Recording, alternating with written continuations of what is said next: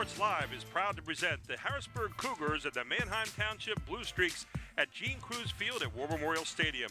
I'm Gary Sutton. Alongside of me is Fort Chapman, state championship coach, and our premier sponsor for this game today, Pennsylvania Housing Finance Agency. Good afternoon, everyone. And yes, we are playing a game today, although it took a couple strange turns this week for both teams are supposed to play different teams today, but COVID might be done in terms of allowing fans in the stands, but it's not done with screwing up schedules just yet. Absolutely. Now, we're looking today at two teams that are coming in here this afternoon, but our minds are also 20 years past because today is 9/11, and obviously our nation is thinking back to all the events that happened on this day, but it's interesting to think that none of the people on this field today were around during that time. What they know of it is what we passed on to them. So they play this game today in joy, and yet our hearts still remain in some kind of depression over that 20-year period on what happened in the events of 9/11. But we're here this afternoon, and we're happy to be playing football. And again, after a year of COVID and starts and stops, we still have some of that going on, but people are in the stands here today, and the sun's out, and we're going to play some football. We want to take a look at the players here this afternoon. First of all, our Commonwealth Charter Academy player to watch today is a freshman, number 8 here for Harrisburg, Sean Lee. He's a young quarterback you've coached young quarterbacks before. Third game of the season so far, 4 touchdowns, 1 interception. He's doing a pretty good job so far with this Harrisburg team. And for Harrisburg to be 2-0 right now, and a situation where a quarterback nowadays is in a much different situation than he may have been even 10 years ago, but definitely 15, 20, 30 years ago, because most of the time they're in shotgun. Both teams are running spread offenses. They have to read defenses. They have to make decisions on the fly. Sometimes they're going to run, sometimes they're going to pass, and it's based on the quarterback and what we call the run-pass option, which is trickled down the football world all the way down to the high school level. We're going to be talking about Kyle Williams a lot this afternoon, too. Kyle Williams, Jr., who's a running back, and they've got a great offensive line for Harrisburg, which only has 40 players this year. On the other side, you got Hayden Johnson wearing number 9. He's a sophomore quarterback, over 400 yards in 2 games. This guy can throw it around pretty good. Yes, and same thing, another young quarterback. And we're going to be, during the game, we'll comment on this a lot, how they're able to make reads defensively. The other thing we got to remember, it's been a short preparation. Both teams thought they were playing other teams, so now these two quarterbacks are getting a quick look at the defenses on film, and it's going to be interesting. It really is, because both teams got their films on Thursday, so to try to run and get everything all done here in that period of time, it gave them only, a day and a half maybe to get this done. So, but they're here this morning, and they're ready to play the football game here in just a few moments. Harrisburg at 2-0 right now. As we said, a big win over Pine Richland. At Pine Richland, a game a lot of people thought they would not win, and then they came back and they won a second game over Hazleton where they were up 31-0, ended up winning 31-21. For Manheim Township, it's been tough so far. They won by 3 over Central Dauphin East, when Central Dauphin East missed a field goal at the end of the game to tie it up. And then they lost by 3 last week to Downstown, 41-38. So they've had a kind of a rough road so far. So both teams trying to find an identity here early in the season. Gary Sutton, Fort Chapman with you. We're going to be back to start this game right after this. And welcome back to Gene Cruz Field here, and we are just underway right now. Manheim Township with the ball, and on second down they had a pass to Ivy here. Anthony Ivy for a gain of 4. It'll be 3rd down and 7 yards. Hayden Johnson, the quarterback, great arm, has over 400 yards passing in 2 games. Incomplete here, as it was intended for Ivy, but broke it up. Intercepted on the play, actually. It was tipped, and we got interception. To recap, Harrisburg had a short kickoff, fielded by Manheim, brought all the way back to the 45. And first down, they ran a one-back zone read out of shotgun for no gain. And second down, as Gary alluded to, there was a pass to the left flat for a 4-yard gain. That one should have been caught. The ball was right on the money. And number 5 for Manheim dropped the football. That's Ivy again. And on the spot there for the Cougars was number 6, Wilkerson, the senior DB, for the interception. Samir Wilkerson on the spot right there as the ball was batted up in the air. Looked like an incomplete pass for him, and Wilkerson managed to grab it. The Manheim Township coaches over here still talking about it, wanted to be incomplete. And now they're talking about getting enough players on the field here at the moment. We'll wait and see. Gary Sutton with you, Fort Chapman, state championship coach here this afternoon. Looking forward to working alongside of him, and Harrisburg coming out here. 40 players for Harrisburg. A lot of people are looking at their offensive line this year and talking a lot about that. One of the guys we've been watching all afternoon here will be Kyle Williams, who is a junior, leads their team in all-purpose yards. And at the quarterback, a freshman, number 8, Sean Lee. If that name sounds familiar, if you watch Penn State over the years, his dad was a defensive back there. Yes, played at Harrisburg High. Not the Sean Lee linebacker a few years later. Sean Lee was a DB for the Cougars back in the early 90s. Phenomenal talent. And his older brother, DeJuan, has been a long-time basketball player, basketball coach in the area. And his younger brother, Freddie, played at McDevitt and was a big 33 DB as well as Sean. So a lot of bloodlines there. So the starting point was the 41. It's now back to the 36 on a 5-yard penalty here. Well, we had a receiver, Granberry, not watching the football, and he ran 5-10 yards down the field way early before the ball was snapped. So no tight end in the game, 3 wideouts. Harrisburg with the football here. Lee throws it to the outside flat. Gets his man open out there. That's going to be Justin Cook, the senior wide receiver, who gets it back to around the original line of scrimmage. Gary, while Manheim has their hands full here defensively at the skill positions, not that Manheim doesn't have skill. They do, and they've shown that over the last few years. Mark Evans has done a phenomenal job with this program here in Lancaster County. And Harrisburg, though, when you talk about speed and skill, since Harrisburg High School originated in 1971 football season when their 2 twin sister schools, John Harris and William Penn, joined, they have speed like no other. Again, 2 sidecars in the back, handoff, right up the gut and wide open around the right side. Long run coming up here. That's a junior running back, Hopkins. Hopkins gets it all the way down near the 20-yard line, and Hopkins scampers big time over that right side. We talked about that offensive line for right there is a great example of the holes that open up on that side. Absolutely. And what Harrisburg, and they're going to go quick here. They're going to go quick after the first down and the long run. Similar formation the whole time here, split backs with shotgun. Here's Lee again, handoff over the right side, and again, a nice gain on the play as that offensive line getting some good penetration up front. Head coach Calvin Everett played at Harrisburg after he transferred from East Pennsboro, 98 graduate, went to Millersville, played at Millersville. He has done such a great job with this Harrisburg program. The kids want to play for him. They work extremely hard in the offseason, and it's paid dividends. And now with the style of shotgun offenses, Gary, they're using their athletes better than ever before. Kyle Williams with a gain of 3 on the play. It'll be 2nd down and 7. Lee looking to throw, changes his mind, scampers over the middle, heading off near the 1st down yardage, and gets that and more as Sean Lee pumped twice and then took off on his own. For a young quarterback, he made a heady play there. Nobody was open. It looked like he might throw it away then, and he decided to use his feet. And this is what Harrisburg can do with their skill. They spread you out, and there are a lot of running lanes. Even when something doesn't work out like that pass play, you got to be very careful that you stay in your lanes as pass rushers against this Harrisburg offense. Ball on the 11-yard line right now, 1st down and 10. They can get a 1st down without getting the touchdown. Lee with 2 running backs, fakes it. Looks like a busted play right there, and Lee trying to make something up and gets back maybe to the yard, to the line of scrimmage, but that was a busted play that time. Well, Gary lost control of the snap, and that's the one thing about quarterbacks in the shotgun. Their eyes have to be up in most plays quickly, either to read the secondary coverage or to read somebody that's unblocked to get a zone read, whether you're going to give it or keep it. And sometimes you take your eyes off the football.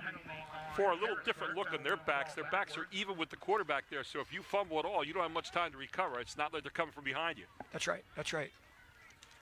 So far, it's been a split back setup for Harrisburg. No tight end in the game yet. 10-yard penalty here. It's going to take the ball back out to the 21-yard line, where it'll be 1st down now and 20 yards to go. Red zone miscue for Harrisburg. Gives them a little bit more field to work with as a positive, but negatively, it puts them behind the chains. And now they're going to need 20 yards on 4 downs if they want to keep this going. Now you want to get back on schedule here. We'll see what they have in mind. And Calvin Everett says, I've got something else in mind. He's going to get his team out there and get them together. So far, as you talk about this right now, and we look at what Calvin Everett's saying, you know, what's going on here? We'll come back and talk more about that. We'll take a break. This is High School Sports Live TV on ABC 27.3. The Jack Giambalvo family of dealerships. 9 great franchises in 4 locations. Buick GMC, Hyundai, Mazda, Stadler Dodge Chrysler Jeep Ram, Genesis of York, and Giambalvo Hyundai of Hanover. The Giambalvo family dealerships. Over 30 million in new and pre-owned inventory. With a reputation for quality service after the sale. Giambalvo is proud to serve your community. Find out why. The Jack Giambalvo family of dealerships. 4 great locations. Online at giambalvo.com. And welcome back to Gene Cruz Field here. It is first down and 20. 8:30 to go here in the first quarter. Gary Sutton with you alongside of Ford Chapman. And Ford, they're going to spread it out here. It looks like Cal Everett has that coming out of the break here, and we'll see what happens. Manheim has yet to show a lot of pressure. And as the game goes on, they got to pick their times here to maybe pressure the quarterback. But once again, if you lose that pressure, it's going to be a big game. He's going to roll left here. Lee rolling out of the pocket, looking for an easy pass, throws it down there, and caught around the 11-yard line. It'll be a pickup of 10 yards. And the catch made there by Justin Cook, the senior wide receiver. Cook was the inside slot receiver. He went down about 10 yards and broke right to the sidelines. The outside receiver just flew down the sideline. A simple streak on the outside, 10-yard out on the inside, and the ball was put right on the money by Lee. Very accurate so far with his arm as a freshman. Looks like a good manager of the offense so far. And this time going to be offsides, going to bring it back 5 yards again. So another mistake in the red zone here for. These are the little intricacies. You had all the receivers for the second time so far in this first drive leave way before the snap. And that's just a timing issue. And we've had 1 scrimmage, not 2 like we've had for years and years. It just changed a couple years ago. So 1 scrimmage and now 2 games. So you have had 3 contests under your belt.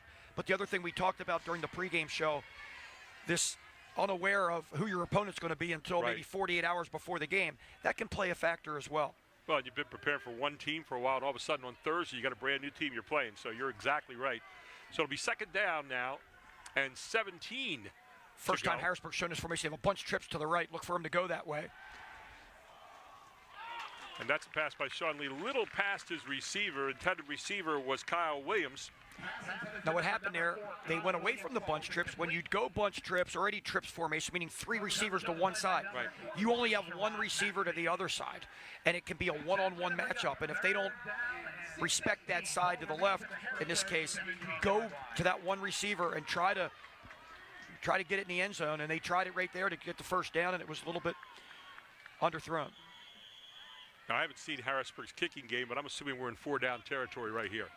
From here, I would agree with you, Gary. Harrisburg, although several years have had some decent kickers, but it's going to be about a. Go ahead. Well, we're going to take a very quick break here as they take a timeout on the field, and we'll come right back. This is High School Sports Live TV on ABC 27.3. Today's Advanced Hoops tip will feature Archie Smith, our speed and agility expert. The block jumping drill is meant to develop the fast-twitch jumping muscles in a young player's legs. This drill forces a player to jump constantly and should be fast-paced while clearing the block every time. Players will develop explosive jumping skills doing this, and it trains a player's body to jump quicker and have the endurance needed to jump in game situations. The block jumping drill is one fundamental a player will learn in my class. And Harrisburg back out of the field where it's third down and 16 yards to go. The ball located on the 17-yard line. We're assuming this is probably going to be 4-down territory for Harrisburg. Sean Lee at the quarterback. Back there with him is Makai Hopkins. And Lee looking to pass again. And is hit just as he was throwing the football.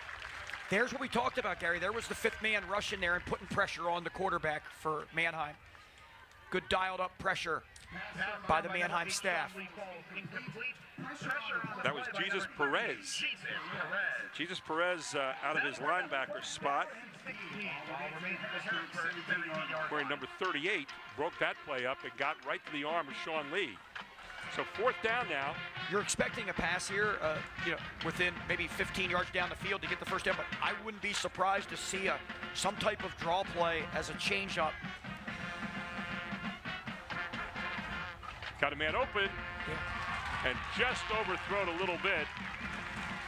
Good job by the free safety, number 3. And that's Asher Wolf. Asher Wolf with a great job out of the free safety spot, and the ball goes over on downs to Manheim Township. 7:15 to go here in the first quarter from Gene Cruz Field here at War Memorial Stadium in Manheim Township, Neffsville, Pennsylvania, in a game that at the beginning of the week wasn't supposed to be played. And the Blue Streaks expecting to wear their visiting uniforms. They're here in their home blue with gray pants and blue helmets. They love to throw the football, but a nice handoff right here. Diving over the right side for them is Matthew Torres. Nice gain for on first down here to put them ahead of the chains. Matthew Torres with a pickup on the play. If you look at Harrisburg, they were expecting to wear their home black uniforms to play Bishop McDevitt. And Manheim Township is supposed to be on the road at Central Dauphin. Both their opponents had COVID, so they threw this game together. And here Harrisburg's wearing white on black with black helmets. Pickup 6 on the play. It'll be 2nd down and 4 yards to go at the 23-yard line. Hayden Johnson, the quarterback, looking to throw. Johnson throws it up and really covered well over on that far side that time. They're looking for Declan Clancy. A good coverage by Harrisburg. That'll be 3rd down now and 4 yards to go from the 23-yard line. But getting the 6 yards on first down on the running play and then the incompletion, still needing 4 yards, you're in a good situation as an offensive play caller. Mark Evans can dial up a run or a pass here. So Hayden Johnson back in shotgun, which is where they love to run from, and there's offsides. It looks like a defensive encroachment, but the right guard did move, but it looked like he moved after the defensive line on the other side was across the ball. The Cougars are pointing at that right guard. Yep. Look what happened there. The defenders moved first, and we're across the... They're saying it's encroachment. It's going to be in Harrisburg, and that gets the first down without running the play. Remember, in high school football, where the line that ball is on, the imaginary line that ball's on, that if you cross it on defense, it's an automatic penalty. You don't need to make contact or anything. They stuck to that rule in high school, unlike the college and the pro ranks. So the ball moves out to the 28-yard line without even having to run a play, and you're 1st down and 10 now, and still in business, Manheim Township. Gary Sutton, Fort Chapman with you, and our whole Invicta crew here this afternoon. A beautiful day, 75 degrees, just gorgeous outside. 28-yard line. Spread set, 3 to the top of the screen, 2 to the bottom. It's an empty set, only the quarterback in shotgun. And there's that inside handoff. Little flip play, and Harrisburg having none of it. Good sniff out that time by Amir Jones. Gary, that's your jet sweep, but they do it a little different. Yeah, they flip it. When you flip it, it actually is a forward pass. I think it should still be counted as rushing because it's just right there. And at the same time, it's incomplete if the guy doesn't catch it. But it's different than handing it off and riding it, and maybe the quarterback keeping it. 2 receivers near side, 2 receivers far side this time in the spread. 1 man in the backfield. That's Mekhi Hopkins, alongside of Hayden Johnson. Little pass over the middle this time. Good spell out again by Samir Wilkerson, who was right there on the spot to stick the tackle. Good completion, and that's Michael Heckman for Manheim Township. Now Harrisburg rushed 4, dropped 4 linebackers into short coverage, and had 3 deep secondary. A typical 4-4 defense, old school defense, but Harrisburg wants to do that a lot of times. They've changed their philosophy a few years ago to get consistency. Triple receivers, far side. 3rd down and 6 yards to go. Screen. Johnson with a screen. Dancing right on through, and 1st down yardage for Manheim Township. And the pass is off there again to Anthony Ivey, his favorite receiver so far in this game for. He's been a heck of a threat for several years now. Even as a sophomore, he was a phenomenal threat. And now let's look at what they did there with the screen. For those that are uncertain of the screen pass, you have to throw the ball, and it must be caught behind the line of scrimmage because linemen are downfield, which on a normal pass, if it goes in front of the line, is not allowed. And you get blockers in front of Ivy, and he's capable of going the distance. This march started at the 17-yard line. They're out to the 43 right now. And a 1st down and 10. Johnson with 2 running backs and 2 receivers near side, 1 far side. And timeout called by Hayden Johnson. We'll take one as well. This is High School Sports Live TV on ABC 27.3. If you're looking for a quality used vehicle at a great price, Hoffman has it. Hoffman Ford has the best pre-owned inventory, not to mention the best hometown buying experience in all of Harrisburg. With our market-driven pricing, you can be sure you're always getting the best deal. Plus, we'll give you top dollar for your trade. And you know who's got Harrisburg's best deals. Hoffman has it. Hoffman Ford, Colonial Park. Hoffman Ford, just what you're looking for. Hoffman has it. Gotcha. And welcome back to G. Cruz Field here at Manheim Township on the march right now. 26 yards so far in this possession. It's first down and 10 at the 43. 4:42 to go here in the first quarter. No score in this game. And Manheim Township with a timeout. You were talking about that screen before we went to the break, and I wanted you to explain that a little bit, that last play. Yeah, screens are always wonderful opportunities when you avoid the pass rush.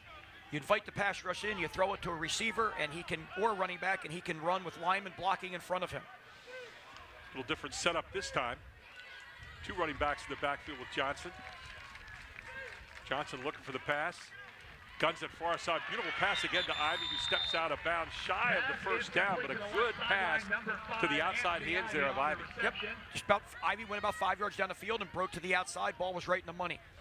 The Harrisburg outside linebacker let Ivy get leverage. You can't do that if you have the flat coverage in that defense. What I was mentioning earlier about Harrisburg, and I think Calvin Everett did a great job with this and his staff several years ago. They weren't being as multiple on defense and trying to do too much. They're doing more basic stuff and allowing the Harrisburg players to let their athleticism come through, and it's working. Two receivers near side, one far side, second down and 2. You got to think about it. There's getting offsides on Harrisburg. I don't think he made it across the zone. It was okay. It's regular play, no penalty. But dancing across there is Isaiah Jones for the first down. A lot of players stopped there. Half the players on the field stopped there, yeah. Thinking it was an offsides, but it was not. First down. There's always that struggle, Gary, the defensive coaches have. Do I try to be multiple and do a lot, have different coverages, different looks, confuse the offense? But you got to be careful you don't do too much and you don't allow your players just to put their ears back and play football. Ball now down to the 44-yard line, where it's first and 10 on this march, as Manheim Township looking tough here so far. Hayden Johnson back there. Inside handoff and taken down from behind nicely. Terrell Reynolds with a good tackle there, coming out of his defensive end position for Harrisburg. Manheim elected to go with basically a power type sweep play, but out of the backfield and shotgun with the one back, and Harrisburg defended it very well. Lots of different looks from this Manheim Township Blue Streaks team. And Harrisburg is just going to adjust with their linebackers. If it becomes like a trips look or whatever, they're going to bump linebackers a little bit. They're basically sitting this game so far in a four-man rush, four-man front with 4 linebackers and 3 secondary. 3 receivers near side. There's a short receiver again, and this time dropped by number 11. That was Michael Heckman, who was wide open. That was kind of a little screen type look again. That's one of your outside receiver screens, made famous with Rocket Ismail at Notre Dame back in the late 80s. And Rocket in early 90s, and Rocket would come more to the middle of the field. And this was more of a quick wide receiver screen, developing quicker, but still the linemen are trying to get downfield and block in front of him. Now 3 receivers far side this time as they switch sides. 1 receiver near, 1 man in the backfield. Hayden Johnson rolls left. Got the corner. Got a good pass far side. He catches his man over there. That's Landon Kennel. Landon Kennel, only a sophomore, 6'3", wide receiver. Beautiful pass again to the outside where no one else had a chance to catch it but Kennel. And once again, what Kennel did, he got leverage on the outside linebacker for Harrisburg. Harrisburg's so used to using their speed to make up ground in a situation like that. That outside backer just has to get a little bit wider to try to break up that pass. They have to get to the 34-yard line, just about on the yard line. 4th and 2. They line up in a high formation. And there it's going to go ahead himself. Johnson with his own call and gets the first down. Plowing ahead there. Good thrust by the offensive line. 3:29 to go here in the first quarter. And it's Manheim Township on the move now as they get the ball down to the 28-yard line. That was an old school, like you said, the eye backfield with the pro eye set. quarterback under center. They're going to do that in short yardage a few times here, but in a regular flow of the game, it looks like Manheim's going to remain in shotgun. So many high school teams throughout the entire country have gone to that college look of what West Virginia and some other teams made famous in Oregon with that shotgun spread set. Let me correct myself, 33-yard line, first down and 10 here. Johnson with 2 running backs, 2 receivers near side, handoff across the right side, and good slashing run that time. And that was Isaiah Jones again. Good job with that right side of the line there, getting Jones open. Manheim knows what they're getting with Harrisburg's defense, with the 4 down linemen, the 4 linebackers, and if you can block them like they did there and move the chains quickly, you're going to march down the field. Harrisburg's athleticism likes to run to the football, gang tackle, create turnovers. Also helps you get 10 yards on that first down. You get another first down here now at the 23-yard line, and Manheim Township threatening here in the first quarter. Johnson throws it to his man. I think it's caught. Nice catch down there. Diving and getting it was Michael Heckman again, the senior wide receiver. And again, another first down.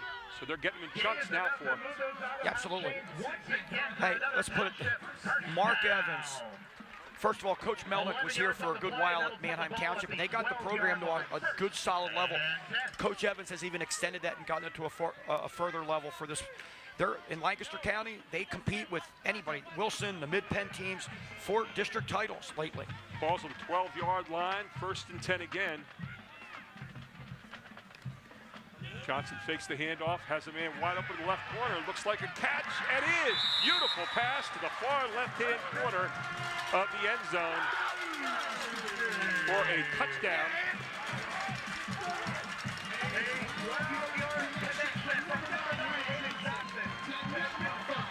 And again, his favorite target here the whole first half has been Anthony Ivy, and he threw that ball only where Ivy could catch. Look at this. Was covered right there at the end by Amir Jones, but just got it over his head, and Ivy with the touchdown on the 12-yard pass, and the extra point is up and good. 7-0 here with 2:05 to go in the first quarter. We take a break. We come right back with more here on High School Sports Live on ABC 27.3. Today's Advanced Hoops tip will feature Duke McCamey, our post-training expert. The miking drill is a foundational drill that I teach all young players that sign up for my class. This drill teaches players to finish around the basket while using proper footwork. It's important for players to use the right hand on the right side and the left hand on the left side. I teach players to shuffle their feet and get low while exploding into the layup. Squaring feet and squaring shoulders is the key to consistency and timing around the basket. The miking drill is a foundational drill for every young player to learn in my class. Johnson fakes the handoff, has a man wide open in the left corner.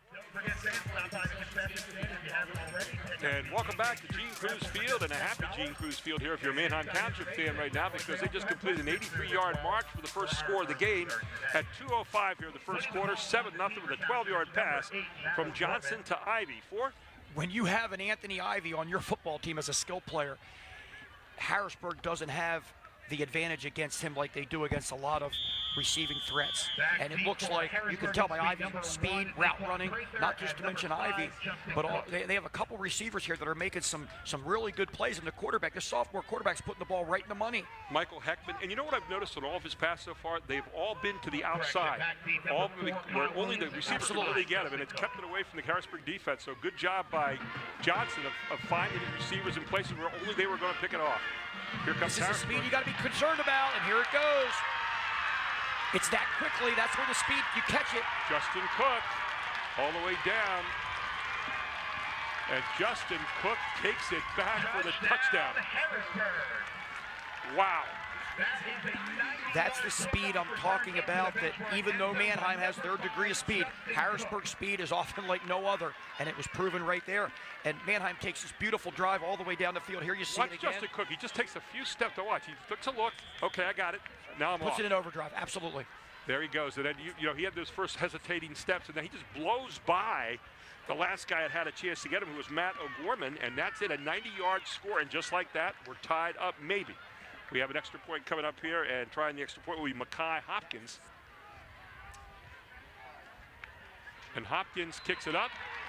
And Hopkins kicks it through. So again, didn't take very long. 1:52 to go, and Harrisburg with a 90-yard return by Justin Cook has tied it up. We'll take a break. We'll come right back with more on High School Sports Live TV at ABC 27. So a while back, I thought to myself, I'm never going to own a home. I'm going to have to rent forever. I didn't have money for a down payment. I had no credit history, and I just got out of a divorce. But PHFA showed me that home ownership is possible. They offer me a low-interest mortgage and a way to manage the closing costs. To me, this is more than just my home. It's a huge accomplishment and a new chapter in my life, thanks to PHFA.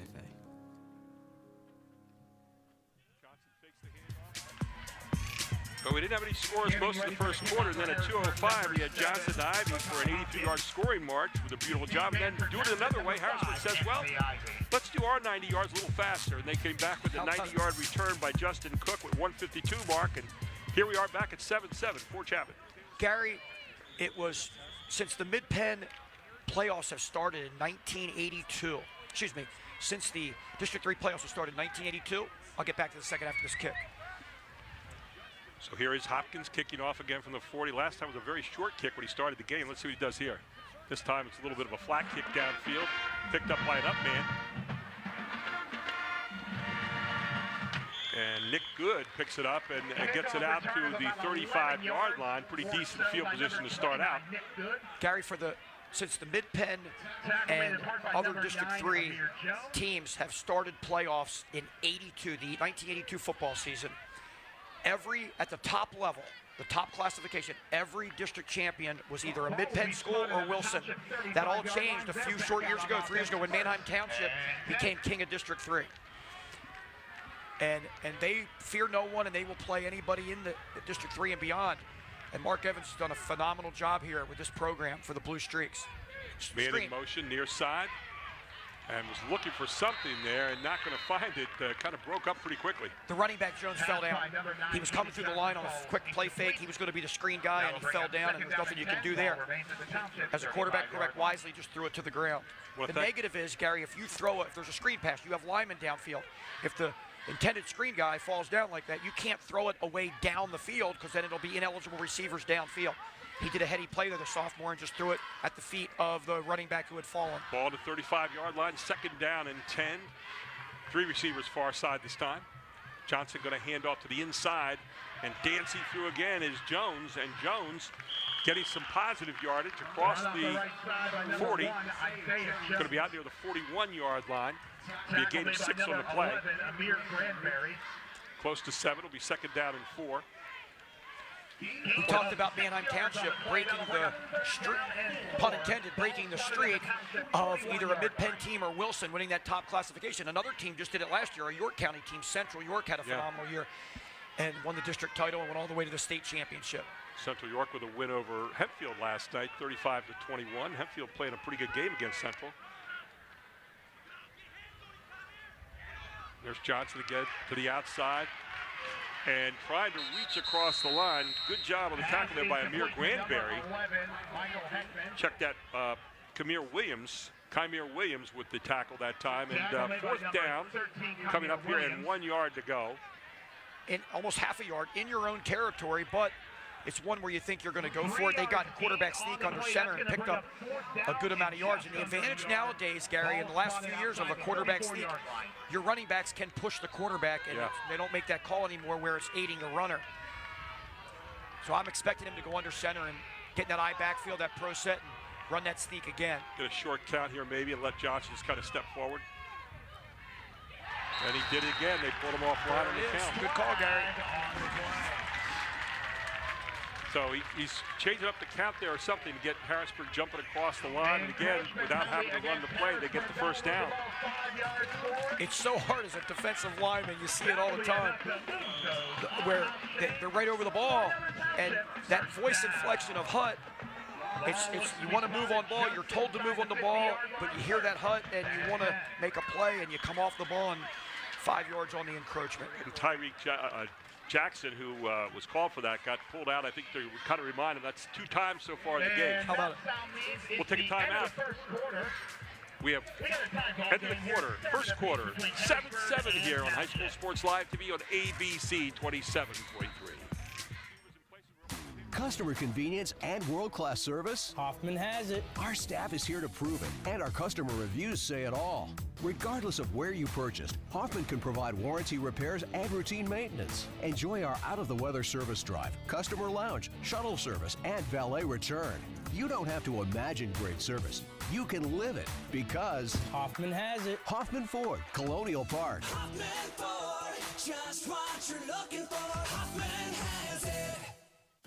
Erie Insurance says here's to the grown-ups who move, mortgage, mow, and still bust a move. But does your home insurance still fit? Erie helps you protect the home you've grown into, all at fair prices that are often less than the other guys. So how do you find the right coverage? Magic. Nope. Local independent agents who get to know you like this. Your local Erie agent is Capital Region Insurance Agency, 717-731-1142. Erie Insurance. And we start the second quarter here at the 50-yard line. Manheim Township with a handoff, and they get a great dive forward here as they are doing it on the ground right now.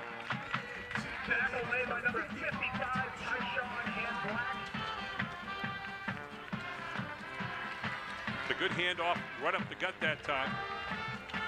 And again, that's going to be Gain of 7 on the play. a gain of 7. It'll be second down and 3 now for Manheim Township as they get it down to the 43-yard line of Harrisburg. Thoughts about the first quarter here, for? Tell you what, both teams very capable. A game that we expected to see here. Good competitive ball game. Quick hitter of the fullback. Hayden Johnson with the up man that time. Short handoff, not going to go very far, close to first down yardage, but I don't think he made it as the handoff made inside to Declan Clancy. 5'9", 180, fullback. So it'll be third down now and 1 yard to go. And again, you're probably looking again at the 4-down territory here easily. Ball at the 41-yard line right now. They need to get it just to the 40. Get out of the shotgun. Here's Johnson. Inside handoff again. Diving forward over the 40-yard line. Should be a first down.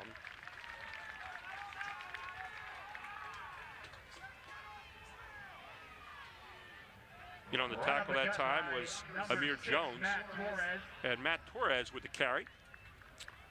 So the ball down to the 39-yard line. Another first down here for Manheim Township. They're piling up the first down so far. Harrisburg has 5 penalties so far for a total of 30 yards, which really hurt them in these last 2 drives against Manheim Township. Yeah, this Manheim Township offense has been very, very efficient over the last 5 years especially. 2 backs back. Inside handoff again. It's going to be Torres, and Torres rumbles over the right side. It gets down again, close to first down yardage. Not going to be there. Probably come up about 2 or 3 yards short. But the running game getting into gear here in this series. Yes, not only does Manheim have a lot of tough, hard-nosed kids, they have some hard-nosed, tough kids that are skill players with speed, and they're able to come close to matching the speed of their opponents at, you know, the Wilsons, the Central Dolphins, the Harrisburgs. 7-yard gain on the play. Second down and 3, ball on the Harrisburg 32-yard line. This time spreading it out. Quad set down here to the left. That's 4 wide receivers with 1 up top. No backs, obviously. There's 4 wide receivers near side, 1 far side. Johnson rolls a little bit to his left, looks over the middle, has a man wide open, and it's going to be another touchdown. Beautiful pass, 32-yard touchdown pass as he finds who else? Anthony Ivey on the slant. Flag on the play. Ineligible receiver downfield. Is that what he had? That's what it is. So ineligible receiver downfield, so that one will get wiped off the board with a beautiful throw, beautiful slant pattern, but not going to happen. Now, the person that threw the flag was the umpire who stands behind the linebackers there about 5 yards from the center. So talk about ineligible receiver downfield, because a lot of fans watch it and say, what the heck happened? Yeah, what happens is it's going to be somebody who cannot go out for a pass, and it's usually the 5 interior linemen, unless receivers line up the wrong way. But if the receivers line up where they're supposed to, it's going to be somebody the person that snaps the ball is center. The person to the left or right of the center are the guards, and outside of the guards are the tackles. So it's either the center, the 2 guards, or the 2 tackles. One of those 5 is only allowed on a forward pass that is thrown in front of the line of scrimmage. Those linemen are only allowed to go downfield 1 or 2 yards. They get to 3, 4, 5. That's where you get the penalty flag.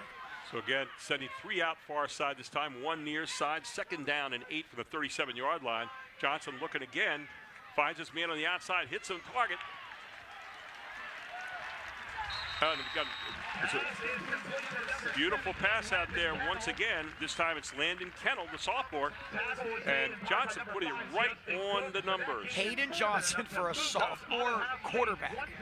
Yes, he scanned the field, went to the short route to the right sideline at about 7 yards, and the run after the catch was really good too, and it puts Manheim in a 1st and 10 situation from the 23-yard line, knocking on the door inside the red zone.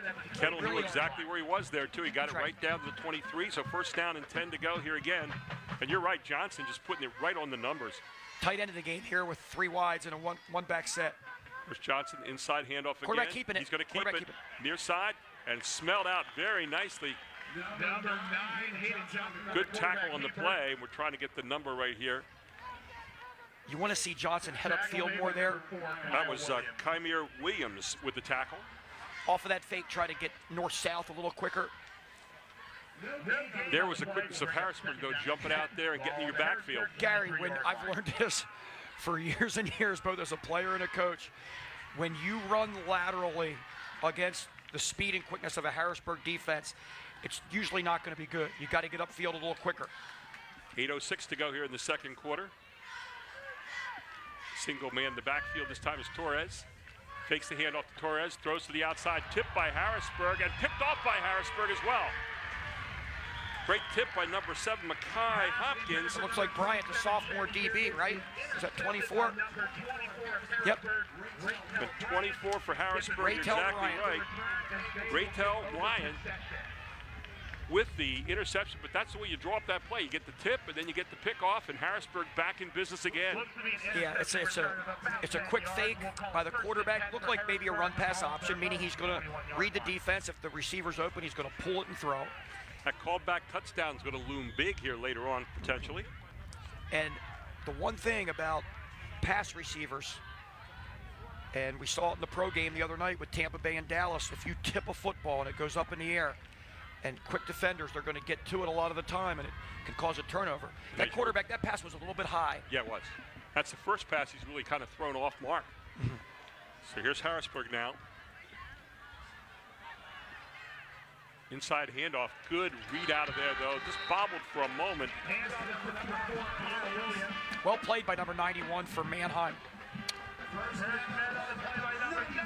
And that was Jackson Roche with the tackle. Roche smelling it out very quickly. And this defense for the Blue Streaks, they run to the football, and they keep their lanes, angles of pursuit, and they gang tackle. And that's what you have to do against the Harrisburg offense. Lee this time looking to pass, gets it out to the outside nicely and complete. So Sean Lee finds his man out there, and that's Justin Cook. Brought down by Maxey. And Maxey did a really good job as a zone defender, reading the quarterback's eyes. When the ball's in the air, run to the football and make a tackle. It puts Harrisburg in a 3rd and 5 situation. It'll be 3rd down and 4 now. Gain of 6 on the play out to the 27-yard line. And let's see what Cal Everett has dialed up here on this play. 2 receivers near side. 1 man starts to go in motion. Now sets. There's your inside handoff. And a great run, and that was a wonderful call by Kyle Williams, who is their Mr. Everything there out of that running back spot. Good, powerful run off that offensive line we talked about. Well executed there by the Cougars to get the chains moved and set up another 1st and 10. They need to establish what Manheim has been doing, string some first downs together. A lot of times Harrisburg relies on big plays to win football games, and you like to see when they can get the ball driving down the field, but Manheim's defense is really aggressive here. And maybe using that offensive line that we've talked about to their advantage, and here again you're going to get a few positive yardage, maybe 1 or 2 yards on the play. Again, it's to Williams. Trying to establish that running game right now with that big offensive line up front is looks to be what they're trying to do at the moment and start to control that clock a little bit as well. 6 minutes to go here in the second quarter. 7-7 in this one. Here's Lee in the backfield. Look for that quick motion here, and then a reset to the tackle, and maybe a similar play. Lee fakes the handoff. A great smell out that time as Lee threw it to the outside here.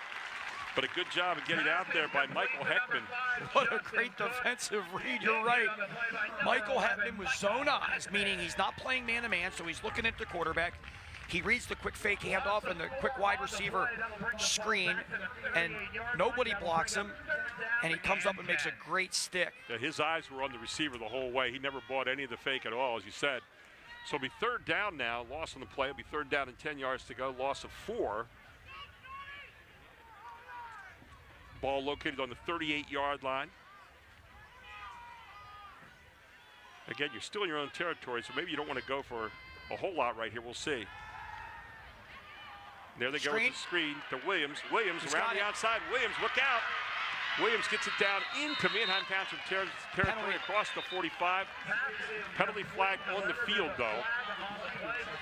It's either a block in the back or holding, you would think, at this point, but it won't be good for Harrisburg. Good for Harrisburg. That's right. And let's go take it back for a third, and it's going to be a spot foul. Yeah. So it's going to be about 3rd and 13, 3rd and 12. So it's going to take it back. And boy, it looked like a really good play there for a moment. And again, the penalties hurting both teams right now. Took a touchdown off the board for Manheim Township, took a first down off the board right there for Harrisburg, and now they're going to be in really difficult shape here coming up on third down and very long. It's a hold. It's going to take it all the way back down to the 36-yard line now of Harrisburg, so their job gets a little bit harder. 4:49 to go here in the second quarter. 3rd and 13. So Ford, as a coach, what do you do in this situation? Do you kind of take your lumps, maybe run it down a little bit, or see what happens and let your defense do the work? Well, I really think you got to throw the football here if you're Harrisburg. A quick hitting draw or something probably is not going to get you the first down, but you got to be careful you don't put it up for grabs. Right. Got Cripps near side. You got a freshman quarterback. He's going to take off here himself. And he just throws it out of bounds, and it's going to be intentional grounding. No, he got hit, so yep, we're going to throw it. There it is. Hit right when he was throwing. It was tough to tell there if the hit caused the ball to go short. Now you got a late flag, and it either is going to be. It's intentional grounding. You're right. Going to intentional grounding or taunting right there. Let's take a look. No, it's intentional grounding, no doubt. Yep, there it is. Intentional grounding, so. That's a loss of down, so it's going to be 4th and long from the spot. Let's watch it right here. Let's see if he gets hit. Yeah, he doesn't get hit until after he throws it. Yep, good call. Yep, so he throws the ball and he gets, so it's 3rd and Lancaster County here coming up. I mean, they are really back there now. Now, I expected, no, it should be 4th down.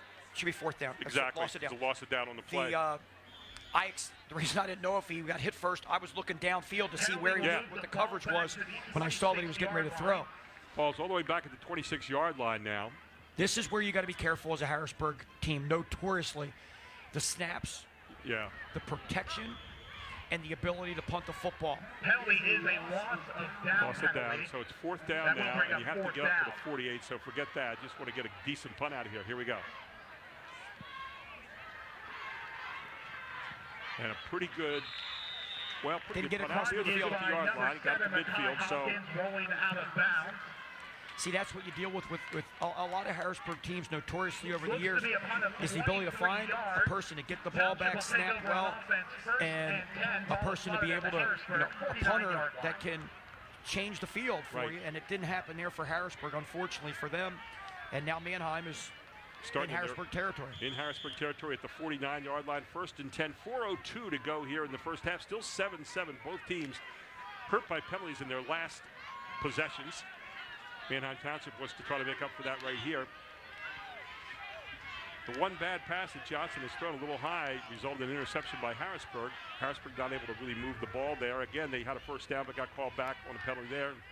Manheim Township called back on a touchdown pass a few moments ago. Here's Johnson. And a great job of bringing him down in the backfield. Wonderful pressure that time from Harrisburg. Was that Terrell Reynolds? The DN, number 2. I can't tell the number. Yeah, that's what I'm looking right here. Yep, it's Reynolds. It's Reynolds. So Terrell Reynolds with the tackle there, and a great job with the sack. And Reynolds with a big sack here, so it's going to be 2nd down and 22 yards to go. Ball all the way back at the 39-yard line of Manheim Township. Now's where you got to be careful. Mark Evans knows it. Mark Evans has been a Big 33 head coach. You have to be an assistant before you're the head coach, so he's done both of those. Got double receivers out, both sides. Straight back goes Johnson. Johnson steps up and brought down nicely by Terrell Reynolds again, who is just a monster on the field here for the moment. Absolutely. Nice defense by the front four of the Cougars. That's a 1-yard gain, actually. Reynolds out of his defensive end spot that time for did a great job of keeping that play to the inside where he could make a play after coming off the tackle. Yes, sir. Well, I was mentioning with Mark Evans, he knows now this is a draw screen situation. Short pass or draw screen. A lot of teams like to do it. There you see him keeping it to the inside. Oh, yeah. And that's that draw screen you were talking about. You don't want to have a turnover here with a young quarterback. Ball at the 40-yard line. There's the quick pass. That's what you want to do there. Quick screen to the receivers, get the running back. Bobbled it just for a moment, and pouncing on top of him was Ryan Epps. The linemen were getting downfield, running back downfield, trying to block in front to get some screen yards, but to no avail. And Micah Chambers giving credit for the tackle there, the sophomore, linebacker jumping up. Harrisburg pursued very well to the football there, and they're going to call a timeout because the clock's down at 2:28 to get the ball back. Harrisburg calls timeout, 2:28. We'll take one as well. This is High School Sports Live TV on ABC 27.3. Erie Insurance says here's to the grown-ups who move, mortgage, mow, and still bust a move. But does your home insurance still fit? Erie helps you protect the home you've grown into, all at fair prices that are often less than the other guys. So how do you find the right coverage? Magic. Nope. Local independent agents who get to know you like this. Your local Erie agent is Capital Region Insurance Agency, 717-731-1142. Erie Insurance.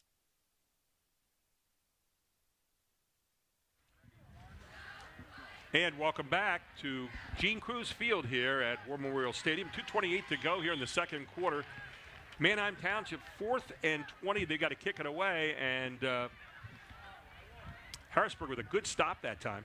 Gary, the next thing you got to be careful of is punting to a punt returner on a skillful team like Harrisburg and giving them a chance to get a big return. Justin Cook, who already returned a kickoff for a touchdown. This time it's going to be punted out of bounds away from Cook down into about the 26, 27-yard line. So a little bit of a change of field there for Manheim Township. But nicely done by the Blue Streaks, punting the ball. You'll give up 10 more yards on a punt, 8 more yards on a punt.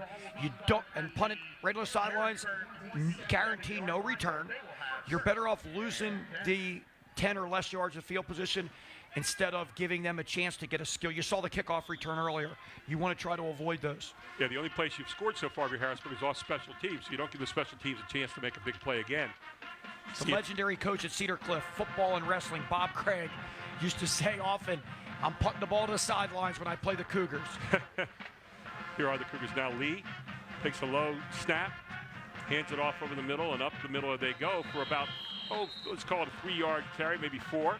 Harrisburg with 1 timeout remaining. They're going to want to get it in and out of the huddle quickly because if they can get the ball across midfield with over a minute to go, they got a shot to try to put points on the board here. Jackson Roche on the tackle. Mackay Hopkins with the carry. Ball's out to 34-yard there. Quick pass to the outside. Great tackle for Manheim Township. As the ball out to Justin Cook. This kid Heckman is a hitter. Michael Heckman came up again, and man, he celebrates the hit as well. Not big, but what he has there is tough. I'm sure he's in the weight room in the off season, getting himself in top shape, ready to be able to, as a short but yet aggressive football player. You like to see it. Third down and 1. You got to think maybe Hopkins is going to get this one. Let's see. There's Hopkins straight over the middle, and Hopkins close to first down yardage, but it's going to be very close. Clock stops to move the chains, and then it's going to restart. And with 1 timeout, Harrisburg has to obviously get some big chunks here because they're still in their own territory. And he moves the chains, so they got to get up there and get set very quickly, and they are. Again, you don't want to get caught being too chancy here if you're Harrisburg. That's right. Good point. Because Manheim's just sitting back in loose coverage. And there's Lee faking it. Lee keeps it this time across himself. First down yardage, and Lee into Manheim Township territory all the way down near the 46-yard line. So a great call by Lee. Nice ball handling on the way through there as well. Yes, he can give the ball to the running back. He can keep it. He also, you saw him looking outside. If somebody pressures him, he can throw the ball laterally. Even if it's overhand, if it's backwards, even if he's in front of the line of scrimmage. There was a receiver there to do that. A lot of teams go to that. Now, Hempfield did a really good job of that about a decade ago. And selling that fake, the running back is also a big part of getting those extra yards there for the quarterback. Absolutely. Ball down here at the 46-yard line. Lee looking to pass. He's going to take off again. Now he looks up. He's got him in. Throwing over top and not going to get it. Justin Cook, he was looking for him, well covered, and a smart play to throw it over his head out of bounds. Manheim doing a really good job with their coverage overall in this football game. Their defensive backs, their linebackers getting a nice drop. They brought pressure once or twice so far. One time they got to Lee for a loss. I'm impressed by Lee, though, not throwing the interception, not trying to make the big play there, instead just throwing it away and living to fight another day here. Second down and 10. Good point. 46-yard line of Manheim Township. Harrisburg trying to get the score here before the half. Lee with everybody out there but one back this time. Lee straight back, looking downfield. Throwing big this time. He's got to have a pickoff. No. And the man that he had was not the man that he wanted, that's for sure. Nice play there by Gorman. Gorman. Yeah, Gorman in good position there to pick it off, and mad at himself for not hanging on to it. So many DBs, if any young defensive backs are listening, try to jump a smidgen later. It's a tendency for so many defensive backs to jump a little bit too early, and you end up being on your way down as the ball gets there instead of catching it at the highest point. You want to get that ball at the highest point there. Nice defense nonetheless by O'Gorman. Again, looking deep, throwing deep. Does he have his man? Again, underthrown a little bit. He might be thrown into a little bit of a wind right now, it looks like, for. Yeah, and you got to let that go early. Williams was flying down that sidelines. Not a bad arm for Lee, not a cannon. And his arm strength will get better as he matures. Again, he's a freshman. He threw that about 40 yards in the air. Now, if you're Harrisburg, you may not even want to punt. Yeah. Because with your punting situation, just go for it on fourth down. If you don't get it, you're going to give Harrisburg the ball back give Manheim the ball back with under 15 seconds. But again, you have a guy on the other side who's got a pretty good arm and maybe the wind at his back. So, we'll see what happens here. But I'm in agreement with you. I think you run the play here. And that's exactly what they're going to do. Fourth down and 10. Sean Lee looking for his man, finds him over the far sideline. Now, did he get out of bounds? And he does. Good job. He caught Kyle Williams over there, who's kind of their all-purpose everything back. And Williams gets down to the first down and more. And now you're in a situation where you got a shot at getting down there. It's going to be a pass downfield of some kind. About 5-6 years ago, they had Joel Davis, a big 33 defensive back, a tough captain of the team. He was a captain in big 33. He was also a very good kicker.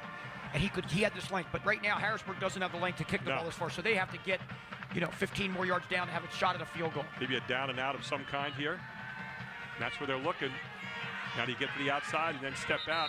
And he finds his man, Mekhi Hopkins, out of the backfield. So a nice little run here by Harrisburg to end the half. But now you're at 6.5 seconds. You got to think this is probably the last play. It's got to be something in the end zone, doesn't it? Yes, unless you just get a super, super quick hitter outside and get out of bounds.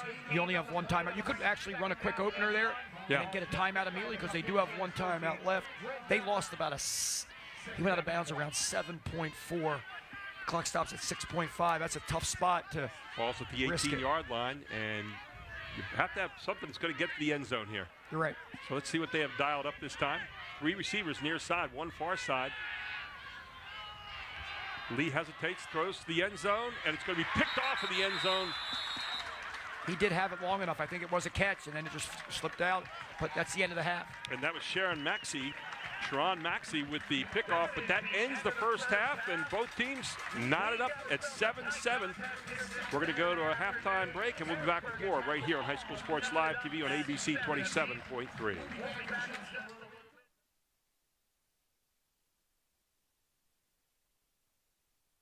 I'm with Dr. Calista Morris from OSS Health. She's an orthopedic sports medicine surgeon. Today we're going to talk about shoulder injuries. What sport really kind of wins this, if you will, the injury battle? Yeah, absolutely, hands down, as some people may guess, football wins that battle, but very close by are wrestling and baseball. Okay. When it comes to baseball, pitching is absolutely the number one, more so than field players or catching. So pitchers are the biggest risk. Football is kind of a conglomerate. Yes, we see them in the quarterbacks, but those are more contact positions. Right. So wide receivers, running backs, they get hit a little bit harder. I'm mentoring a young man. He's in my car the other day, and my shoulder hurts. I said, hey, what's going on, buddy? He said, I landed on my shoulder in practice. Do you tell them to go right back out there, or should they come in and get an x-ray, maybe like OSS Health, or should they, how do they know whether to be careful or just to keep going at it? If obviously there's deformity or anything like that to the shoulder just doesn't look right, come in right away, we'll get an x-ray. But if it just seems like a mild ache, give it a day or two, take some ibuprofen. Tylenol if you can tolerate it, and then if it's still not better within 72 hours, then definitely come in and get it checked out. Talk about preventative measures for shoulder injuries. Absolutely. So the number one thing for us is actually the shoulder blade. So if we can really strengthen the back and the shoulder blade, that helps the shoulder move better as a unit, puts you at less risk of injury. And then also stretching. So you want the motion on your dominant side to equal the motion of your non-dominant side. Cincinnati Reds, Bucknell wrestling team. I mean, you've been around a lot of different sports. It's got to be a dream come true. A little girl or a little guy, high school kid, junior high comes in. You can talk to them about sports. You can relate to them. You've been there. Does that give you an advantage making that connection? Absolutely. So being a former athlete and being around as high level as Major League Baseball, we understand the importance of getting back to their sport and their passion and what they want to do and doing it safely, but also timing for that. So. Gotcha. We kind of base, are you going into senior season? Are you trying to make this tournament or that tournament? How can we work your injury to get you back to your goal? What would be like a return to play checklist on how you could judge whether or not that shoulder is ready to go? Yeah. So if it's any type of shoulder injury that requires rehab, it's at least 6 weeks to rehab. So you're out for 6 weeks if you're not taking care of yourself. If it gets to a surgical aspect, now we're looking at 6 months. So it's a pretty big deal if we have to go in for surgery. So if you can take a break and let it rest, that's great. It may save you months on a recovery turn, but we go on a stepwise progression. We work on motion first, then we work on strength, and then we get back into sport-specific activities. If you want more information, go to osshealth.com. Today's professional skill tip will involve using one-handed shooting to bring balance and stability to the shot. I teach young players to balance the ball in one hand, in close, to establish a squared-up foundation when shooting. The one-hand shooting further out forces the player to stay square, reinforcing balance and lift on the shot. This one-handed emphasis will only help with leg power and the ball rolling off the one hand, developing more control and overall shot balance. The one-handed shooting is the fundamental tool I use to develop advanced shooters. I'm thankful for the OSS trainers always being there to keep me in the game and on the field and help me pursue my lacrosse career outside of high school. I'm going to Florida Southern College to play lacrosse. OSS trainers have taught us a lot about our bodies and keep them healthy, and that's going to help us get ready for collegiate sports. OSS Health. Extraordinary care. Extraordinary athletes. The Jet Giambavo family of dealerships. 9 great franchises in 4 locations. Buick GMC, Hyundai, Mazda, Stadler Dodge Chrysler Jeep Ram, Genesis of York, and Giambavo Hyundai of Hanover. The Giambavo family dealerships. Over 30 million in new and pre-owned inventory. With a reputation for quality service after the sale. Giambavo is proud to serve your community. Find out why. The Jack Giambavo family of dealerships. 4 great locations. Online at giambavo.com.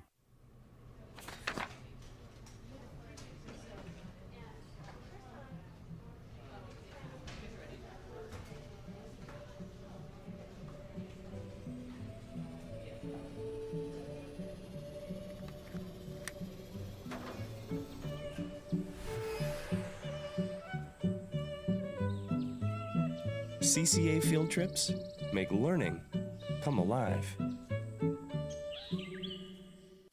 Erie Insurance says here's to the grown-ups who move, mortgage, mow, and still bust a move. But does your home insurance still fit? Erie helps you protect the home you've grown into, all at fair prices that are often less than the other guys. So how do you find the right coverage? Magic. Nope. Local independent agents who get to know you like this. Your local Erie agent is Capital Region Insurance Agency, 717-731-1142. Erie Insurance. If you're looking for a quality used vehicle at a great price, Hoffman has it. Hoffman Ford has the best pre-owned inventory, not to mention the best hometown buying experience in all of Harrisburg. With our market-driven pricing, you can be sure you're always getting the best deal. Plus, we'll give you top dollar for your trade. And you know who's got Harrisburg's best deals? Hoffman has it. Hoffman Ford, Colonial Park. Hoffman Ford, just what you're looking for. Hoffman has it.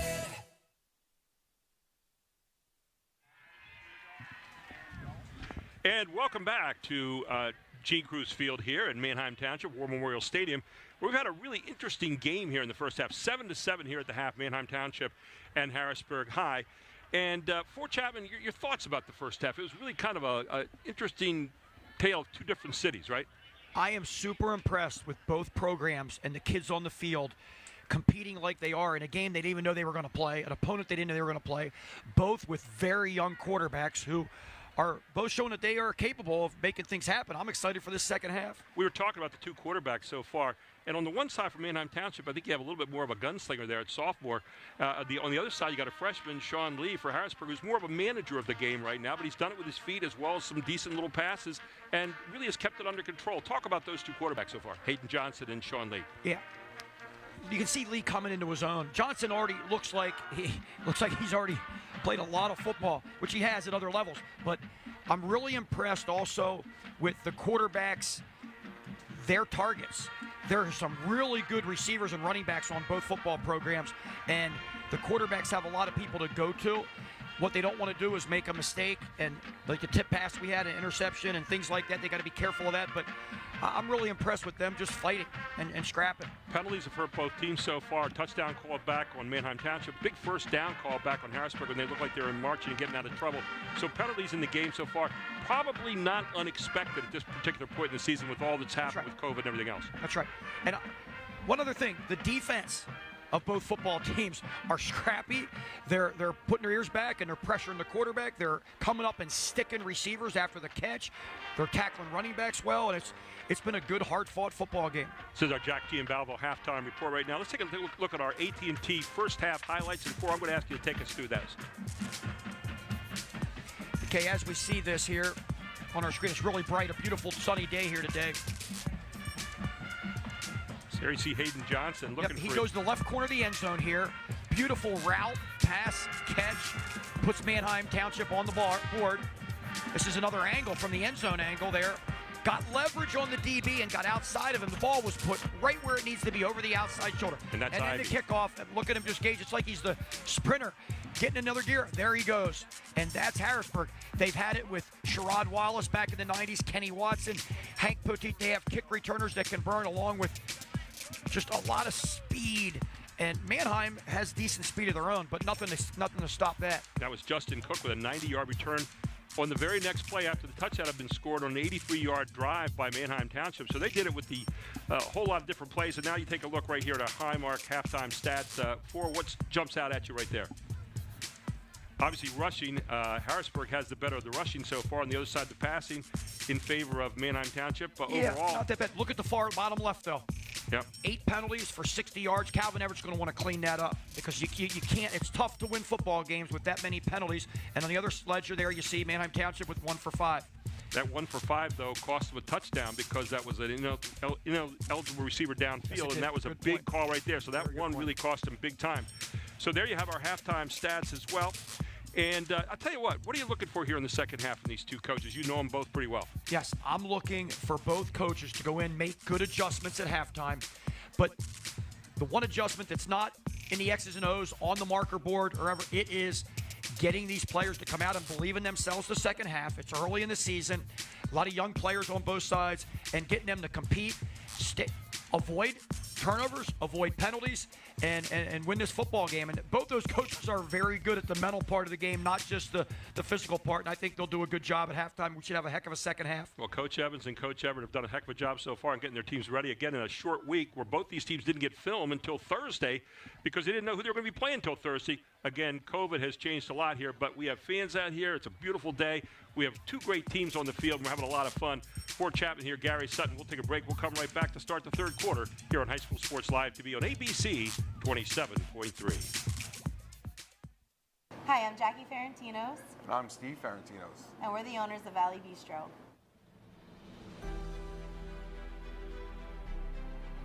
Valley Bistro is a modern bistro located in Enola, Pennsylvania.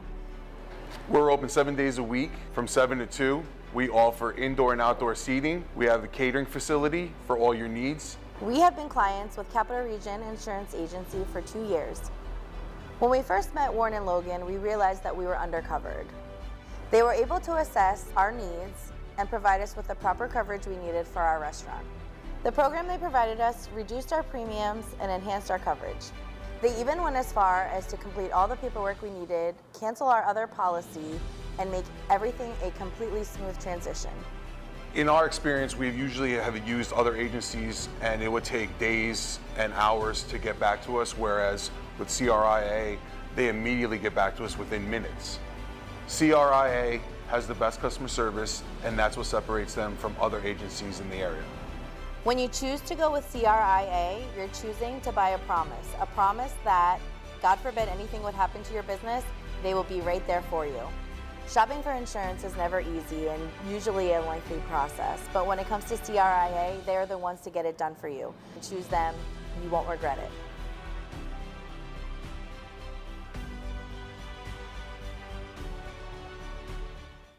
The Jack Giambavo family of dealerships. 9 great franchises in 4 locations. Buick GMC, Hyundai, Mazda, Stadler Dodge Chrysler Jeep Ram, Genesis of York, and Giambavo Hyundai of Hanover. The Giambavo family dealerships. Over 30 million in new and pre-owned inventory. With a reputation for quality service after the sale. Giambavo is proud to serve your community. Find out why. The Jack Giambavo family of dealerships. 4 great locations. Online at giambavo.com.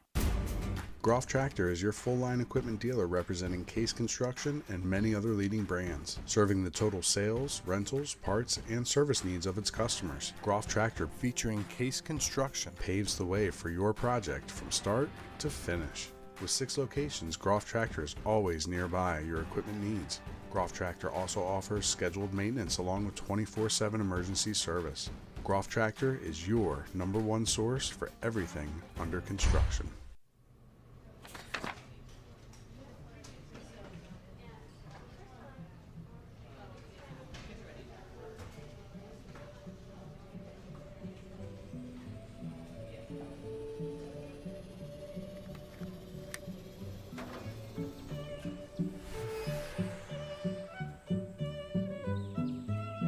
CCA field trips make learning come alive. So a while back, I thought to myself, I'm never going to own a home. I'm going to have to rent forever. I didn't have money for a down payment. I had no credit history, and I just got out of a divorce. But PHFA showed me that home ownership is possible. They offer me a low-interest mortgage and a way to manage the closing cost. To me, this is more than just my home. It's a huge accomplishment and a new chapter in my life, thanks to PHFA. Looking for the best selection of new and used Fords? Hoffman has it. Who has the lowest prices and payments? Hoffman has it. Where can you get the most for your trade? Hoffman has it. Brand new state-of-the-art facility, factory-trained technicians, on-site collision center, best parts and accessories department. Do I really need to say it again? Visit us today and see for yourself. Hoffman Ford, Colonial Park. Hoffman Ford, just what you're looking for. Hoffman has it. Today's Advanced Hoops tip will feature Duke McCamey. our post-training expert. The miking drill is a foundational drill that I teach all young players that sign up for my class. This drill teaches players to finish around the basket while using proper footwork. It's important for players to use the right hand on the right side and the left hand on the left side. I teach players to shuffle their feet and get low while exploding into the layup. Squaring feet and squaring shoulders is the key to consistency and timing around the basket. The miking drill is a foundational drill for every young player to learn in my class. And welcome back to our halftime show here. It's the Jack Gianvalvo halftime report, and brought to you today by Pennsylvania Housing Finance Agency, our premier sponsor, of course, our community sponsors, Jack Gianvalvo family of dealerships, Groff Tractor, and OSS Health. Gary Sutton, Ford Chapman with you here. A little bit of an extended halftime talk here. And, you know, Ford, you built a championship program at Fisher McDevitt. You won a state championship. You've talked a lot about Coach Evans and Coach Everett here. What are the components to building a championship program? State championship, district championships, league championships. Talk a little bit about that. First off, you have to get the kids to buy into the program. And in football especially, it requires an off-season workout regimen with strength, flexibility, quickness, agility, speed, and also the bonding. Because football, with 11 guys on the field at once, there needs to be a lot of cohesion. And having known Coach Evans for several decades, just so impressed with the job he did at Elko, and then he's taken it to a new level here at MANHEIM Township. On the other side of the fence here, we have Calvin Everett. I got to coach against him when he was player for Harrisburg, and I was so impressed with his ability as a running back. And then he became an assistant coach. I would communicate with him from time to time, and I just heard a lot of positive things about him for the coaches he coached under. And then he got his chance as a head coach at his alma mater, the Harrisburg Cougars. And you have guys that coach. Mickey Minnick was the first coach at Harrisburg in '71, and a legend in coaching. And then George Chomp came back to coach at Harrisburg, and many others that did a phenomenal job. And, you know, Richard Hamilton and Jet Johnson. And then you look at, and I was fortunate to be a coach at Harrisburg as well, which I was thrilled to do, go back to where my roots as a young kid, where my dad had gone to high school. And what Calvin has done, these kids they have bought into the weight training conditioning program. They work extremely hard in the off season. They're together on the field. They act like gentlemen, and they play so hard for him. Right. My dad had a saying, I'm sure you in coaching, and, you know, had been a state championship, your coach yourself in basketball at Columbia.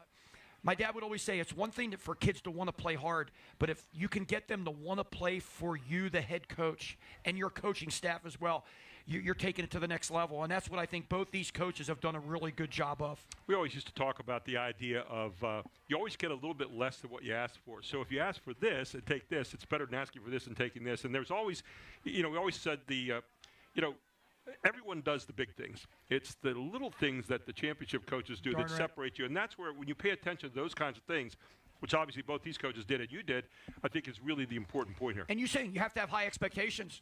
And both coaches became head coaches at these two specific programs. And they set the level high, the bar high, and they expected a lot. And the kids came through, and they've shown it. And they both have won district titles and gone far. And it's a tribute to not just the coaches and their assistants, but to all the players that have gone through the program and sacrificed and the effort they gave. And it doesn't hurt either when some of your kids, like for Harrisburg High, for example, sees one of your guys playing on Sundays for Dallas, Michael Parsons and other players like that over the years. And you say, so you start to say, could I be the next guy like that? And again, when you go in that weight room, if you keep that kind of visual in your mind, that's a pretty good motivator to keep you going.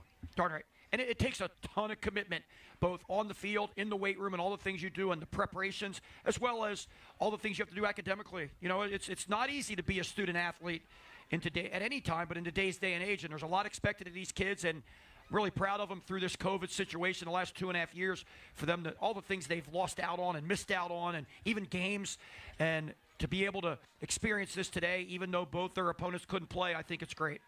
Well, there you go. That's our halftime report here, our Jack Gianvalvo halftime report. And you get inside the mind of Ford Chapman. We'll take a break. We'll come back, and we'll get ready to start the third quarter. All here on High School Sports Live TV on ABC 27.3. Groff Tractor is your full-line equipment dealer representing Case Construction and many other leading brands, serving the total sales, rentals, parts, and service needs of its customers. Groff Tractor, featuring Case Construction, paves the way for your project from start to finish. With 6 locations, Groff Tractor is always nearby your equipment needs. Groff Tractor also offers scheduled maintenance along with 24/7 emergency service. Groff Tractor is your #1 source for everything under construction. I'm thankful for the OSS trainers always being there to keep me in the game and on the field and help me pursue my lacrosse career outside of high school. I'm going to Florida Southern College to play lacrosse. OSS trainers have taught us a lot about our bodies and keep them healthy, and that's going to help us get ready for collegiate sports. OSS Health. Extraordinary care. Extraordinary athletes.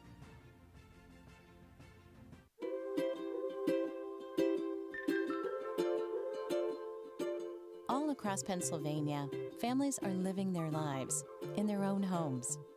Not long ago, none of these families believed it possible. And then they discovered there was someone who could help.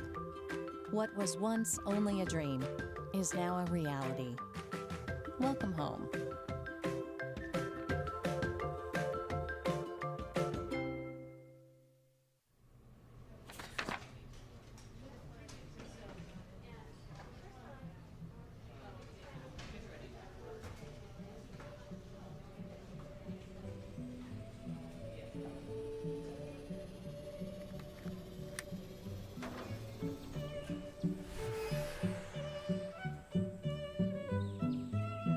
CCA field trips make learning come alive.